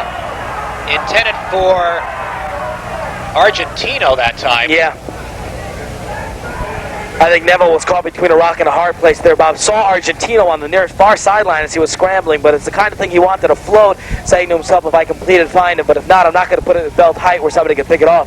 But once again, a very questionable call. You really have to say you can't beat around the bush on that one. Particularly in the fact that the receiver was on the backside of the defender. The defender had complete position on that play, which would make it very difficult for the receiver to commit an offensive interference foul unless he grabbed him. Notre Dame has to get to the 16-yard line for a first down, so it's 3rd and 25. Neville looking for it all. And incomplete, batted out of the hands of number 42, Willie Gallup. There you see Chris Farina, the intended receiver. It's been that kind of an afternoon for Notre Dame, and I wonder if some of the folks on the sidelines are wondering, I wonder if those guys from Story Cable have the replay capability. Really, we haven't had the appeal here yet. But I want to tell you that right there you could say probably the biggest call of the season. Chris Farina limping to the sideline. That's why he was sitting down a moment ago. Now he is limping off the field. So Argentina will stay in the game. And it is 4th and 25. And Farina is also the punter, so he has to come out. And Grabowicki will now punt for Notre Dame. Almost had it blocked, but gets off a good one. Ismailov fumbled the football into his end zone. And it's being ruled a touchback. And I'll tell you, if Ismailov had touched that ball in play, which I thought he did, that's a safety. Could have sworn he touched that. All right. They're giving Trumbull a touchback, so it'll be 1st and 10 for the Golden Eagles at the 20-yard line. So now the officiating is starting to come into the play in this game, Paul. They're having to put the locks and chains on Lenny Marazzi there, one of the Notre Dame assistant coaches on the sidelines, who is one of the more vocal football coaches you'll find in the area. Because, Bob, it sure looked to me like he had that ball hit some part of his body in fair territory. I thought so, too. So that's 9 points that we've seen perhaps go off the boards. And Farina is back in the game, we should mention, at a linebacking spot. 1st and 10 for Gene Vadas and the Trumbull Golden Eagles. That's Goldman. And Goldman only has about 2 men to beat as he gets across the 35. Once again, the flow of the Trumbull offensive line just blowing Notre Dame defensively off the line, running the play to the left side very easily and picking up a good chunk of yardage. 17 yards. Goldman now 87 yards on the day in just 12 carries.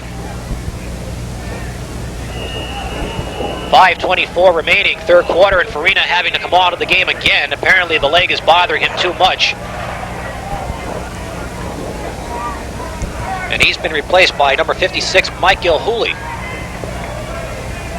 From the 37, Goldman this time bottled up as he tried to go up the middle. Parody and Gilhooly on the stop.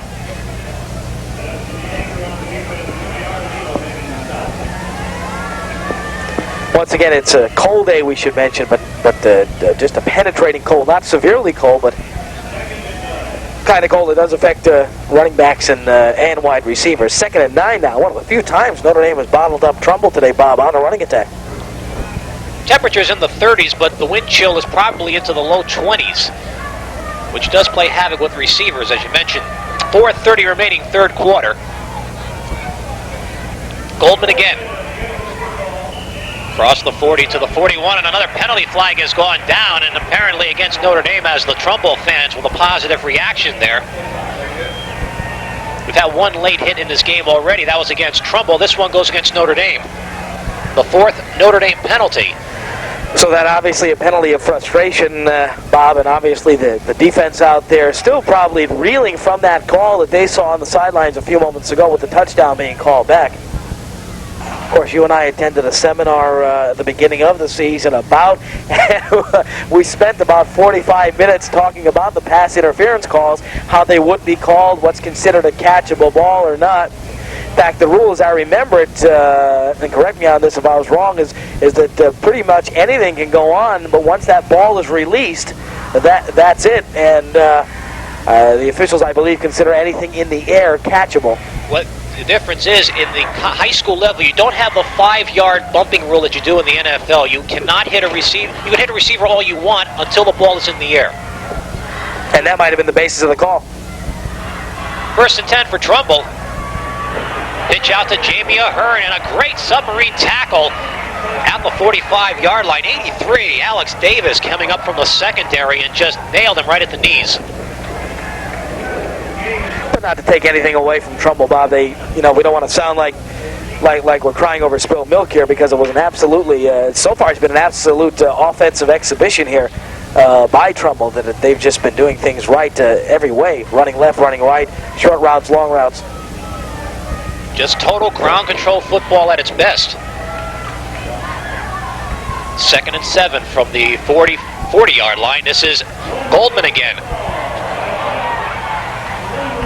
Look at the way he's able to just scissor his way through the Notre Dame secondary down near the 35-yard line, brought down by Lou Ardolino. And I tell you, if you watch the play closely, the Trumbull backs are not, well, Goldman, of course, has the speed when he needs it, but they're doing smart things when they're out there. Not only are they running as hard as they can, but they're constantly looking for that extra little way, whether it's getting low to the ground and sort of making a penguin-like motion to try to get a little more on the ground. They're doing the right things. 3rd and about 1.5 yards. Quick opener for Goldman. To the 22. And I'll tell you, once again, another good example there of why the Trumbull running attack is so successful, with Vadas taking the snap, coming near side, and the linebackers and the secondary up men can see the ball there, but because they run that handoff so close to the line, it frees them for just that second. By the time they know Goldman has the ball, he's 5 yards deep into the secondary. At the 22, 1st and 10, and unofficially now we have Goldman 16 carries, 106 yards. So he will finish this season averaging 100 yards a game or more. Vadas fumbling the football, and he's still on his feet though. And he gets to near the 10. Everything going right for Trumbull so far this afternoon. When you get your own fumbles and get 10 yards out of the play, Lady Luck must definitely be smiling on you. Trumbull running attack continuing to go through Notre Dame basically like a hot knife through butter. 1st and 10 from the 10. It's quite possible they can get a first down without a touchdown, but I don't think so. Stick is right on the 10-yard line, so it's first and goal from the 10, we'll call it. Ismailoff in motion. It's Goldman with a penalty flag down. And then Goldman run out of bounds at the 5, and we'll wait and see what the flag is all about. Illegal motion against Trumbull. That's their 7th penalty of the game. Well, a minute 40 remaining in the third quarter here at Kennedy Stadium. Fine crowd on hand, too. You wouldn't know it by looking across the way, although there are about a couple of thousand Trumbull fans on the far side of the field, but on the near side, there's about double that and even more. So we might have about 7,000 people or so at this game. Of course, I'm not a good judge at crowd size or anything of that nature.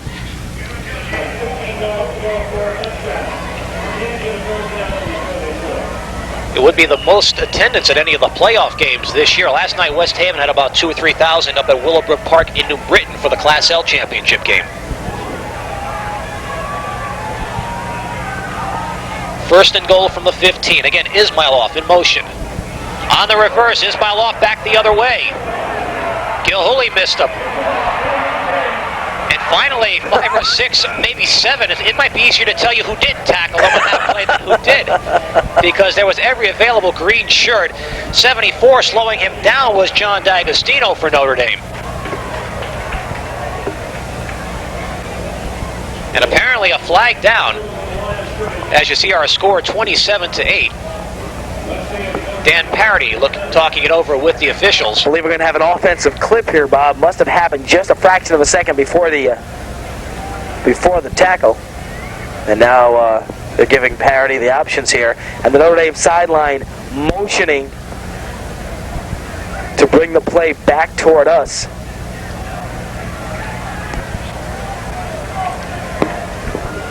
So they will take the penalty.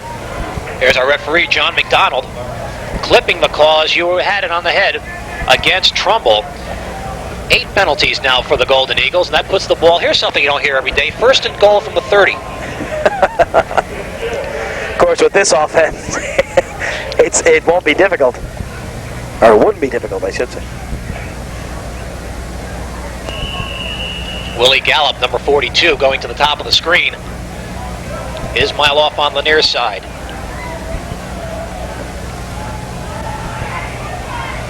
The pass is in and out of the hands of Alex Davis. Gallup never turned around, and Davis had been able to stay on his feet and catch this one. The thoughts are enticing.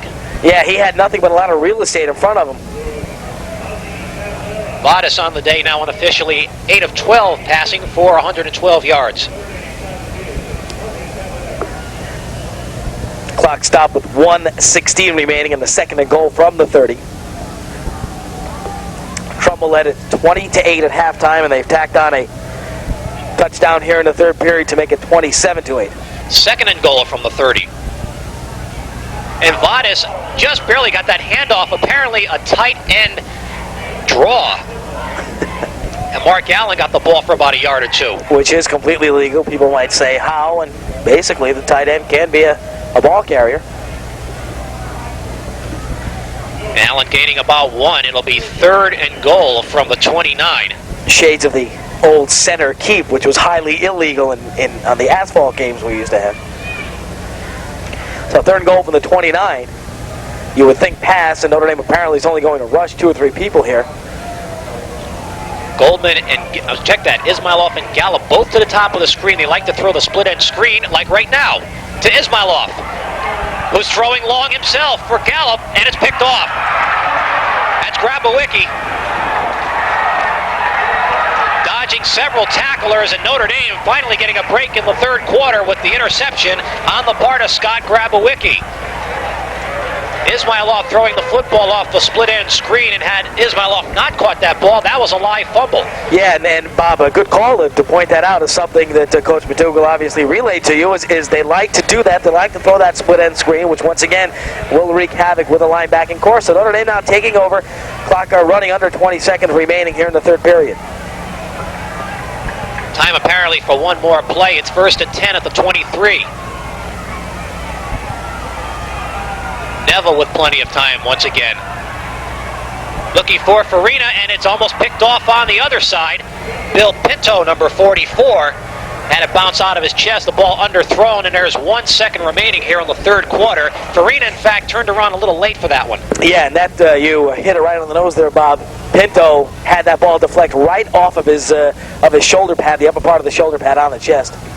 So Neville now 7 of 13, and I'll tell you, the ND offensive line, although not run blocking well, their pass protection has been excellent today. Really has. He's had all the time he's needed. That's a point to be made. 2nd and 10 from the 23. Final play of the third quarter. Martone on the draw, and he picks up yardage to about the 27. And we have come to the end of the third quarter here at Kennedy Stadium in Bridgeport. 12 minutes to go to the side, number 1 in Connecticut, and our score: Trumbull 27, Notre Dame 8. Tim Farrell, utility man, sophomore. Senior.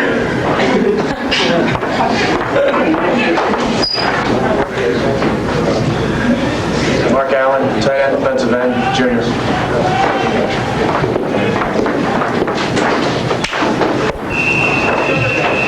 Sean Meehan, linebacker, senior.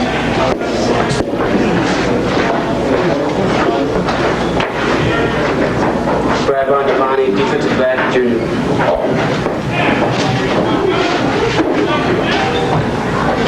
Ryan Kelly, defensive end, sophomore. Sean Markham, split end, sophomore.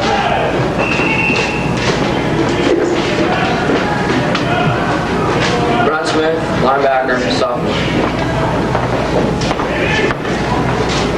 Mark Skowski, offensive defensive end, sophomore.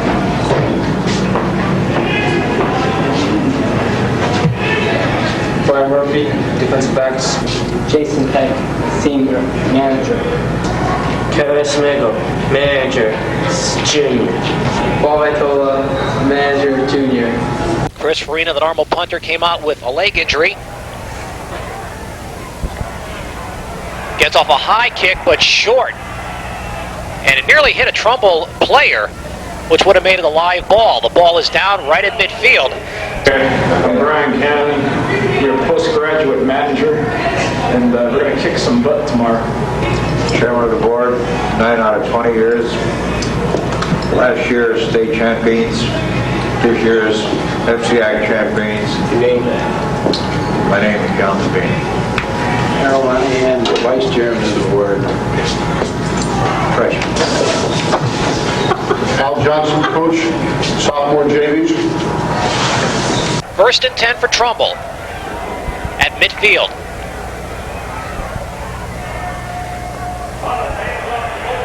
Goldman again with big yardage. Boy, what a workhorse he has been today. Another 11 or 12 yards for Goldman. And I'll tell you, they worked that handoff so well, Bob. Notre Dame defender in all over Vadas, virtually right on that snap. And he was able to still get the handoff.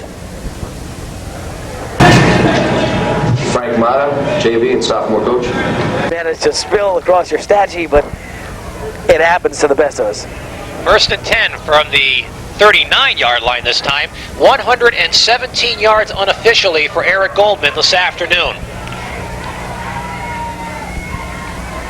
Vadas just able to get the ball off. The ball is loose, but will the officials say the whistle had blown? Let's wait and see. And they'll give the ball back to Trumbull. So Bob LaFay, nice guy. as far as the turnovers go, Notre Dame has had 2 passes picked off today. Trumbull has intercepted 1.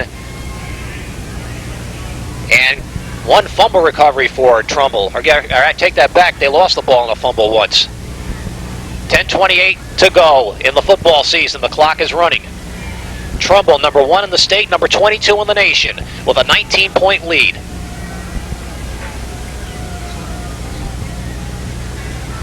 On the misdirection this time, Goldman. And he got about 3. And to be able to break that top 25 in the nation, Bob, as you mentioned, in USA Today, really got to hand it to these Trumbull Golden Eagles. You look at that paper week in and week out, and you see the powerhouse high school football teams ranked in that. The Central Pennsylvania teams, the teams from Missouri, particularly East St. Louis, another powerhouse, and those teams in Texas that draw 15 and 18,000 people when they play on a Friday night. In California as well, a lot of good football teams out west. 3rd down and 5. And this time, Vadas is sacked before he can let go of the football. Number 74 that time, John D'Agostino, who broke in each of the last 2 plays, but Vadas beat him on the handoff. This time, Vadas gets sacked. And I believe this is the first time Trumbull has punted today. I believe you're right. Fighters, offensive backs, and linebackers and defensive ends, Kalanga. Vadas also is the punter for this ball club, so he's a very all-purpose athlete here. Punting to Farina, who is standing back at his 9-yard line. He fumbles the snap and then gets it away. Farina does not fair catch the ball, and he's going to be dropped at the 10. And some people will say, well, why did he field the ball? Well, very simply, because had he let the ball go, Sean Fankutch, number 80, was right there and could have downed the ball inside the 5, and that would have made even things more precarious for Notre Dame. As the wind starts to pick up also in the press box, and makes things even more interesting. 8:49 remaining in the game. Notre Dame trailing 27-8. You're going to see a lot of passing here, most likely, in the next few plays by Kevin Neville. Davis again can't hang on to it at the 20. Had to come back for it. The ball was a little underthrown, and as he made his dive, he lost control of the football. And save for that one drive that Notre Dame got their touchdown on, Bob, and that questionable call that ended a drive recently, they've been pretty flat offensively. So it'll be 2nd and 10 now, with 8:29 left, and as Notre Dame tries to put it up, that will extend the length of the game. But they really don't have too many options here. Neville will scramble. Gets the 1st down. Almost lost the football that time, but he still managed 14 yards on the play.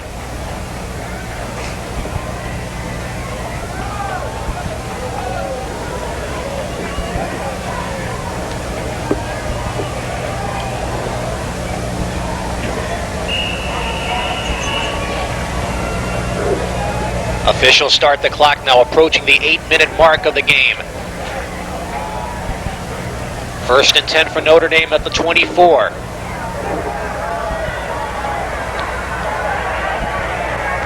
Neville with all kinds of time for Davis. He makes the catch at the 45. Once again, Bob, good example there, what you brought up a few minutes ago, that the offensive line for Notre Dame just giving Neville all day to really operate back there. He was back there a good 7 or 8 seconds before he had to release the ball.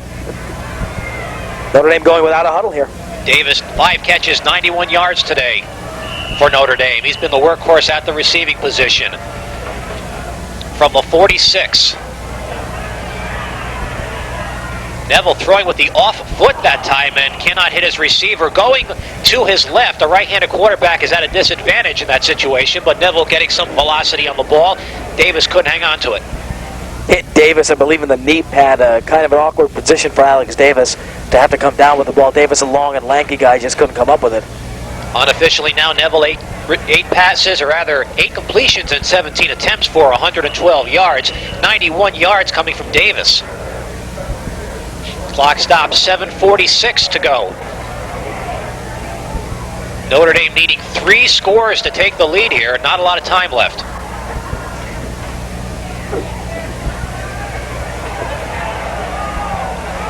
Overthrowing Grabowicki, it's picked off.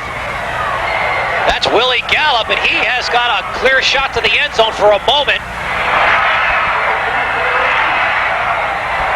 Is finally brought down at the 11-yard line, but what an exhibition of running by number 42, Willie Gallup. And he did, with no with no doubt about it.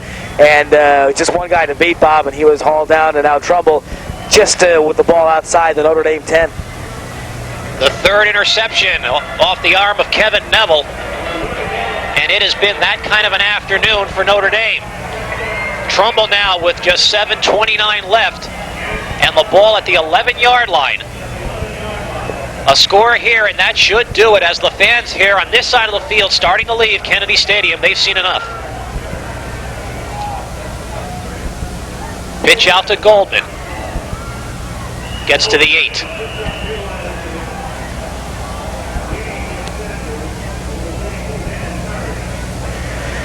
So more of the Notre Dame faithful now leaving Kennedy Stadium. As Trumbull able to move the ball inside the Notre Dame 10. So, of course, Trumbull will be in no hurry, keeping the ball on the ground with the clock running. And under the 7-minute mark. From the 9, Goldman on the pitch out. A flag goes down. Goldman gets into the end zone for the touchdown, but we'll wait on the penalty. It's holding against Trumbull, so they'll bring it back. Of course, it might all be immaterial now, but they will bring it back anyway with the 6:38 left. You really got to give a lot of credit to this Trumbull ball club. A lot of people in some areas of the state said, okay, they're 12-0, but they've talked about the level of competition in comparison to the ACC. But this has been a tremendous program over the years. In the decade of the 80s alone, they are 57-15-5. That's 75% winning percentage. That's a lot. A perfect season in 1977, 11-0. Another perfect season in 1980, 11-0. They've been to the state title round in Double L 5 times over the years. They won it twice, and it looks like they'll win a third one this afternoon. Second and long. Vadis to the air. Flag goes down again. Ismailov is in for the touchdown, but again, another penalty has gone down. And Vadis is showing some disgust back there. Looks like probably another hold on Trumbull. We'll see. We don't want to jump the gun on this. Ineligible receiver downfield is the call against Trumbull, so they'll march it back about 10 or 15 more yards. Now, if this were early in the game with a 0-0 game, you would think there'd be a cause for alarm on the part of the Trumbull sideline, but that's not the case because they have a 19-point lead, and although no coach wants to see his team penalized under any circumstance, it's not as alarming a situation as it would be otherwise. In other words, it's okay in some ways to take a penalty now. And Notre Dame, Bob, for the second time that they've been to this stadium, as you mentioned, in the last few years, playing a title game. Looks like, barring any major occurrences here, looks like they're going to be limited to just one touchdown on offense. And in that game where they played Greenwich a few years back, I believe they jumped on top of that one. It's a loss of down on that ineligible receiver penalty, so it's third and long now. Have to get to the 1 for the first down. Vadis with the pass incomplete intended for Ismailov. And the clock is stopped. 6:26 left. Trumbull with a 19-point lead, 27-8. And it looks like they will be able to successfully defend their state championship in the Class Double L, and more importantly, settle the question as to who is number 1, which brings up a lot of arguments every year, but this year there should be no question about it.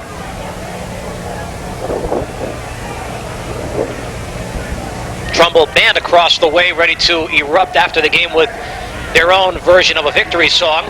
Gene Vadis now will try it from 40 yards out. He can reach from this distance, and the wind is at his back. Ismailov the holder. And his footing just gave away, and the ball just barely reached the goal line. That would have really been salt in the wound as far as the Green Knights were concerned. So they'll get the ball back now with 6:21 remaining. And let's take a moment to thank everybody who made this game possible for us. Our thanks to head coach Notre Dame, Tom Marcucci, and his staff, athletic director Joe Tonelli. At Trumbull High School, head coach and athletic director Jerry McDougall and everyone at Trumbull High. At the CIAC, Hal Kramer and Ivan Wood from the football committee. And McCarthy is today's site director here. Are also Bill Cobain from Harding High School, who helped set things up for you. We'll continue that as we go along. It's 1st and 10 at the 20 for Notre Dame. Neville for Davis again. Davis picks up 7 or 8 yards on the play, but fails to get out of bounds, and the clock will run some more. Also, our thanks today to Roger Keithline, Jim Stout, and Lisa Quadrino for helping us out in the press box this afternoon. No huddle for Notre Dame, 2nd and 3.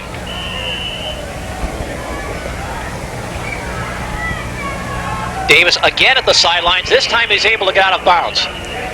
And he picks up the first down at the 36.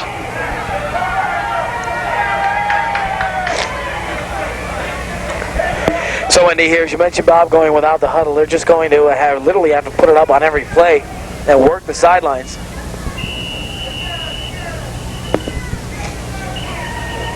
We got a couple of errant whistles, the same play to the sideline at Davis again, and one official blew his whistle, which meant another whistle came out from somewhere.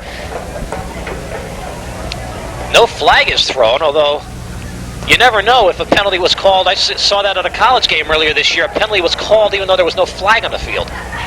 Apparently they want to get a clean football in. It wasn't able to do that with Notre Dame taking no huddle, so the clock is stopped with 5:46 remaining. Also, big pat on the back to the Storer Cable production crew who helped us make the trip all the way down from New Haven to Bridgeport. You'll see their names at the end of the telecast.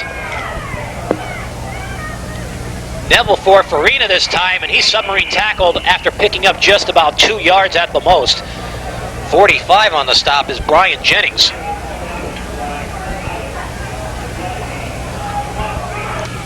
Neville now 11 of 21 for 130. He'll go to the air again. Intended for Davis, and it was knocked away by Sean Meehan, who got a start at linebacker this afternoon for the Golden Eagles. Of course, Trumbull, Bob, we should mention, not the only good football program in the town of Trumbull. Also, Eddie McCarthy's old school at St. Joseph Trumbull. Eddie, for years, won a ton of games there. So the town of Trumbull really putting forth two excellent football programs year in and year out. It's 3rd down and 8 from the 39-yard line for Notre Dame.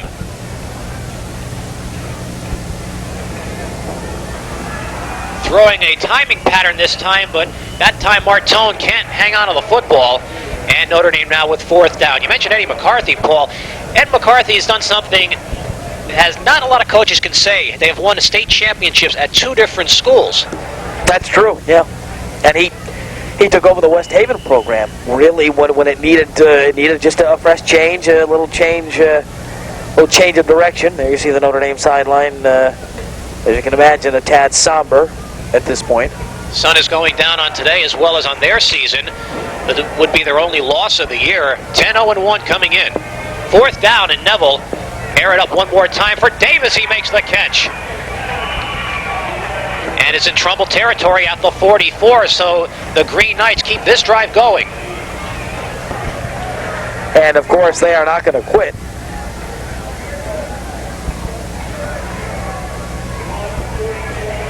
The operative thing here is you got to go for the end zone.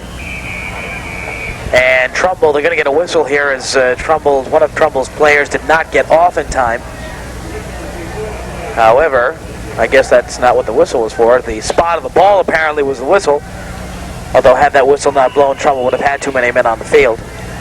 Clock is running out, 5 minutes remaining in the game. Neville looking for Farina, has him at the sidelines for a gain of 6. And Neville, right now, 13 of 24 for 154 yards. So his numbers look pretty good, but the numbers on the scoreboard are what counts, and those don't look good.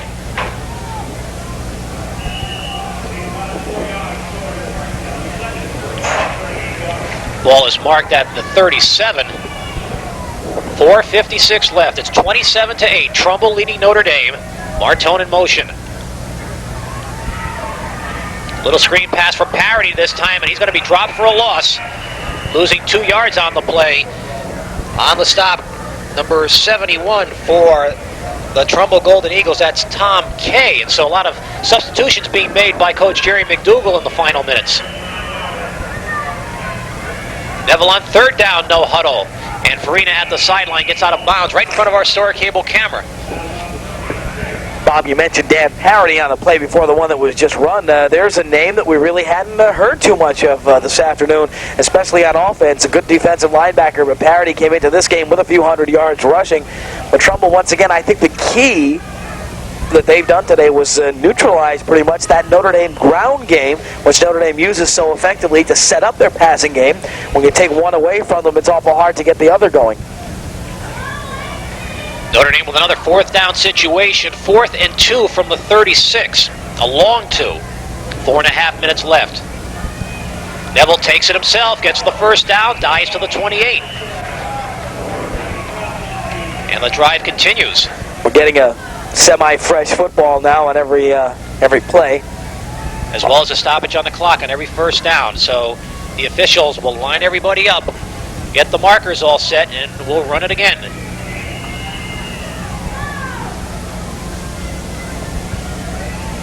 Neville is going to be dropped this time by Brian Jennings, who blitzed from the near side. And he he really laid into Neville there. Neville saw it coming and did a little quasi cover up there. No way to avoid that one. Trumbull's had about 4 sacks this afternoon. But more often than not, Neville has had the time to throw something or scramble something out of it. Second and long, 2nd and 17. And we're under 4 minutes. Martone in motion. Neville lofting one up this time, and it was patted away by both Martone and also by Kurt Island, number 20.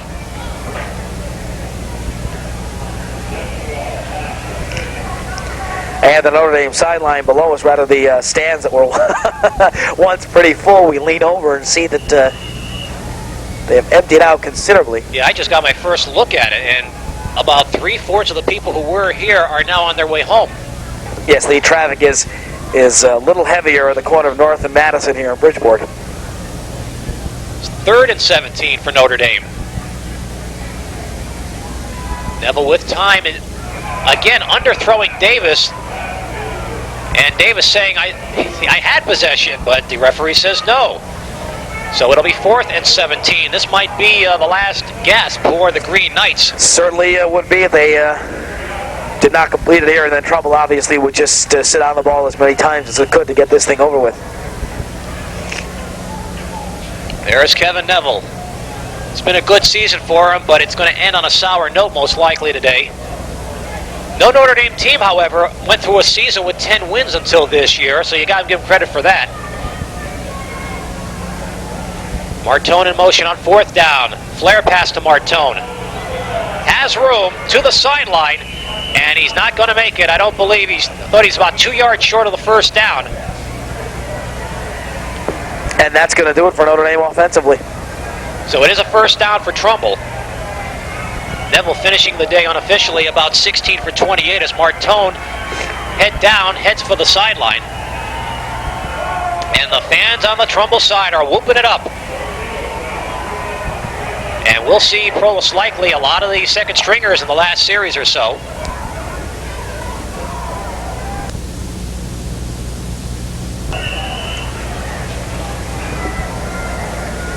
Gene Vadas remaining in at quarterback for Trumbull. Goldman and Ahern still in the backfield. 3:21 remaining in this championship game. Goldman, tremendous amount of room. I tell you. Picks up 17 more yards, and unofficially now 20 carries, 140 yards for Eric Goldman. He may still get to Todd Dowd's mark from last night, but I tell you, as the clock continues to run as we approach the 3-minute mark. Goldman, only 5'10", he's a senior, 190-pounder, and Vadas comes out of the game to a round of applause. Frank Cicero now, the safety, the backup quarterback, number 12 for Trumbull. And the penalty flag goes down as Cicero on the keeper is dropped for a little gain.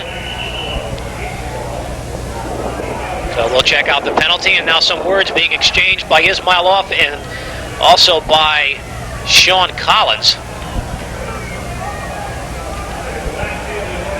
The penalty is illegal motion against Trumbull. And now Jamie Ahern comes out of the game, as well as most of the starting offensive line. Mark Allen, the tight end, number 82, comes out, getting the obligatory round of applause from the Trumbull fans. And this is when it becomes fun to do play-by-play with the numbers you haven't seen the whole game. At least they're clean, you can see that. I know. Eric Goldman out of the game now for Trumbull. As we mark off the 11th penalty of the game for the Golden Eagles, it's the only negative stat they have in this game. Nick Ismailoff still in among the starters. And amazing to consider, even with that 11 penalties, and they still lead it by 19 points. John Della Russo into the game in the backfield for Trumbull. The penalty flag goes down again. And believe it or not, Trumbull doesn't have a number 36 on the roster, but he carried the ball just now. Well, we'll call him our mystery man. Another procedure penalty against Trumbull. The clock is stopped with 2:38 remaining. Even the press box is evacuated on us. Most of the writers getting ready for their post-game interviews on the field. So it's 1st and 20 now for the Golden Eagles. The handoff to our number 36 right there, and he had one tackle to beat for a touchdown. And then we would have been calling a number 36 here for a TD. That's Grabowicki on the tackle, Scott Grabowicki, number 22. And he's short of a first down on the play, picked up 12 yards. So Paul will go digging in the program to find out who that mystery man was for you, because he may carry the ball again based on the size of that hole.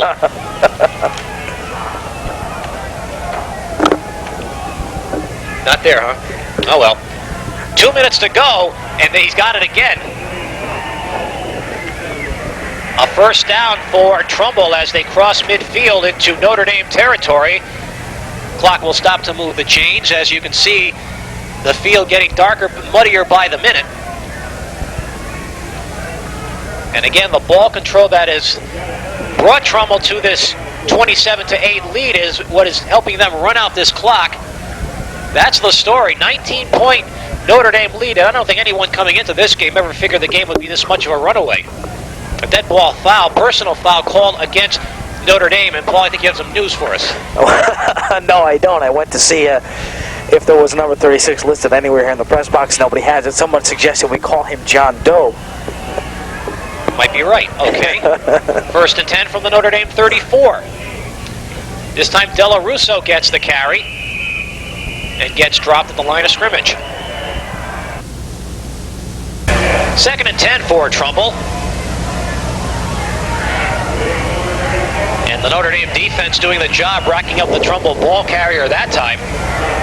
You know, we talked about this game as possibly an equivalent to the Connecticut Super Bowl, but I remember a lot of Super Bowls that turn into routes after a while, and ironically, this is what has happened here, 27-8, but it has been all Trumbull. Clock continuing to run as we approach the 1 minute mark. Sorry about that. Your headset a little loud there, Ike. You know it. Minute 10 remaining in this game. 3rd down and we'll call it 8 from the 31. On the misdirection, there's our number 36 that time, dropped by Ralph Anastasio, a junior defensive lineman.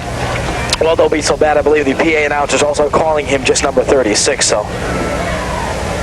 The beauty of high school sports. And Trumbull, with 45 seconds on the clock, will probably have to run just one more play, and that should do it. They will. Got 25 seconds from the spot in high school football to get the play off. Clock is at 30 seconds to go. Penalty flags all over the place, but it's a bootleg by Cicero, and he's short of a first down. Will also depend on the penalty here. 22 seconds to go. The clock is stopped.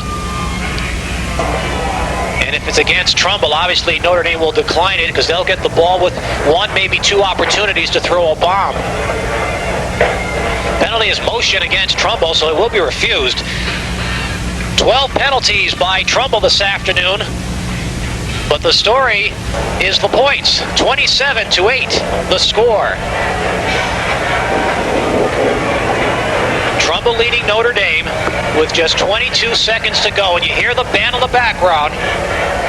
The celebration is underway. Back-to-back Double L championships for Trumbull High School. The officials start the clock. This will probably be the final play of the game, barring an incomplete pass or a penalty.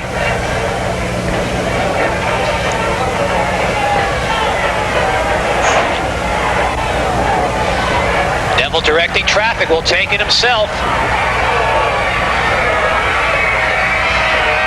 still breaking tackles down in midfield, and that is it.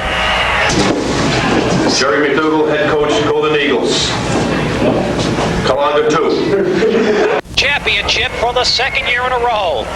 The defending Double L champions. And the huddle at the center of the field tells the story. Trumbull High School celebrating a 13-victory season. And I don't think too many high schools in Connecticut, Paul, have gone through a year needing 13 wins to win a state championship. No, and I believe a couple of years ago when Notre Dame lost to Greenwich, I believe that year became the first high school team in state history to win 12 games in a year.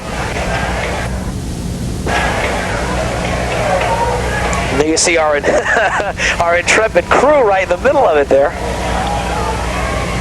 That's what it's all about, folks. That's what starts with captain's practice in late July, and then those double sessions and triple sessions during the 90-degree days in August, and then running through rainy practices during the week in October and November and bitter cold and what have you. But that's the payoff, as it were. It's been called the thrill of victory more than once. Trumbull High School winning their 13th game of the year, their 58th game in the decade of the 80s. Continuing that 75% winning percentage. And it has been, really, you cannot stress enough how well Trumbull played this game. Controlling the football, dominating on all ends of the spectrum, except for the penalty total. And Trumbull winning the state championship in Class Double L.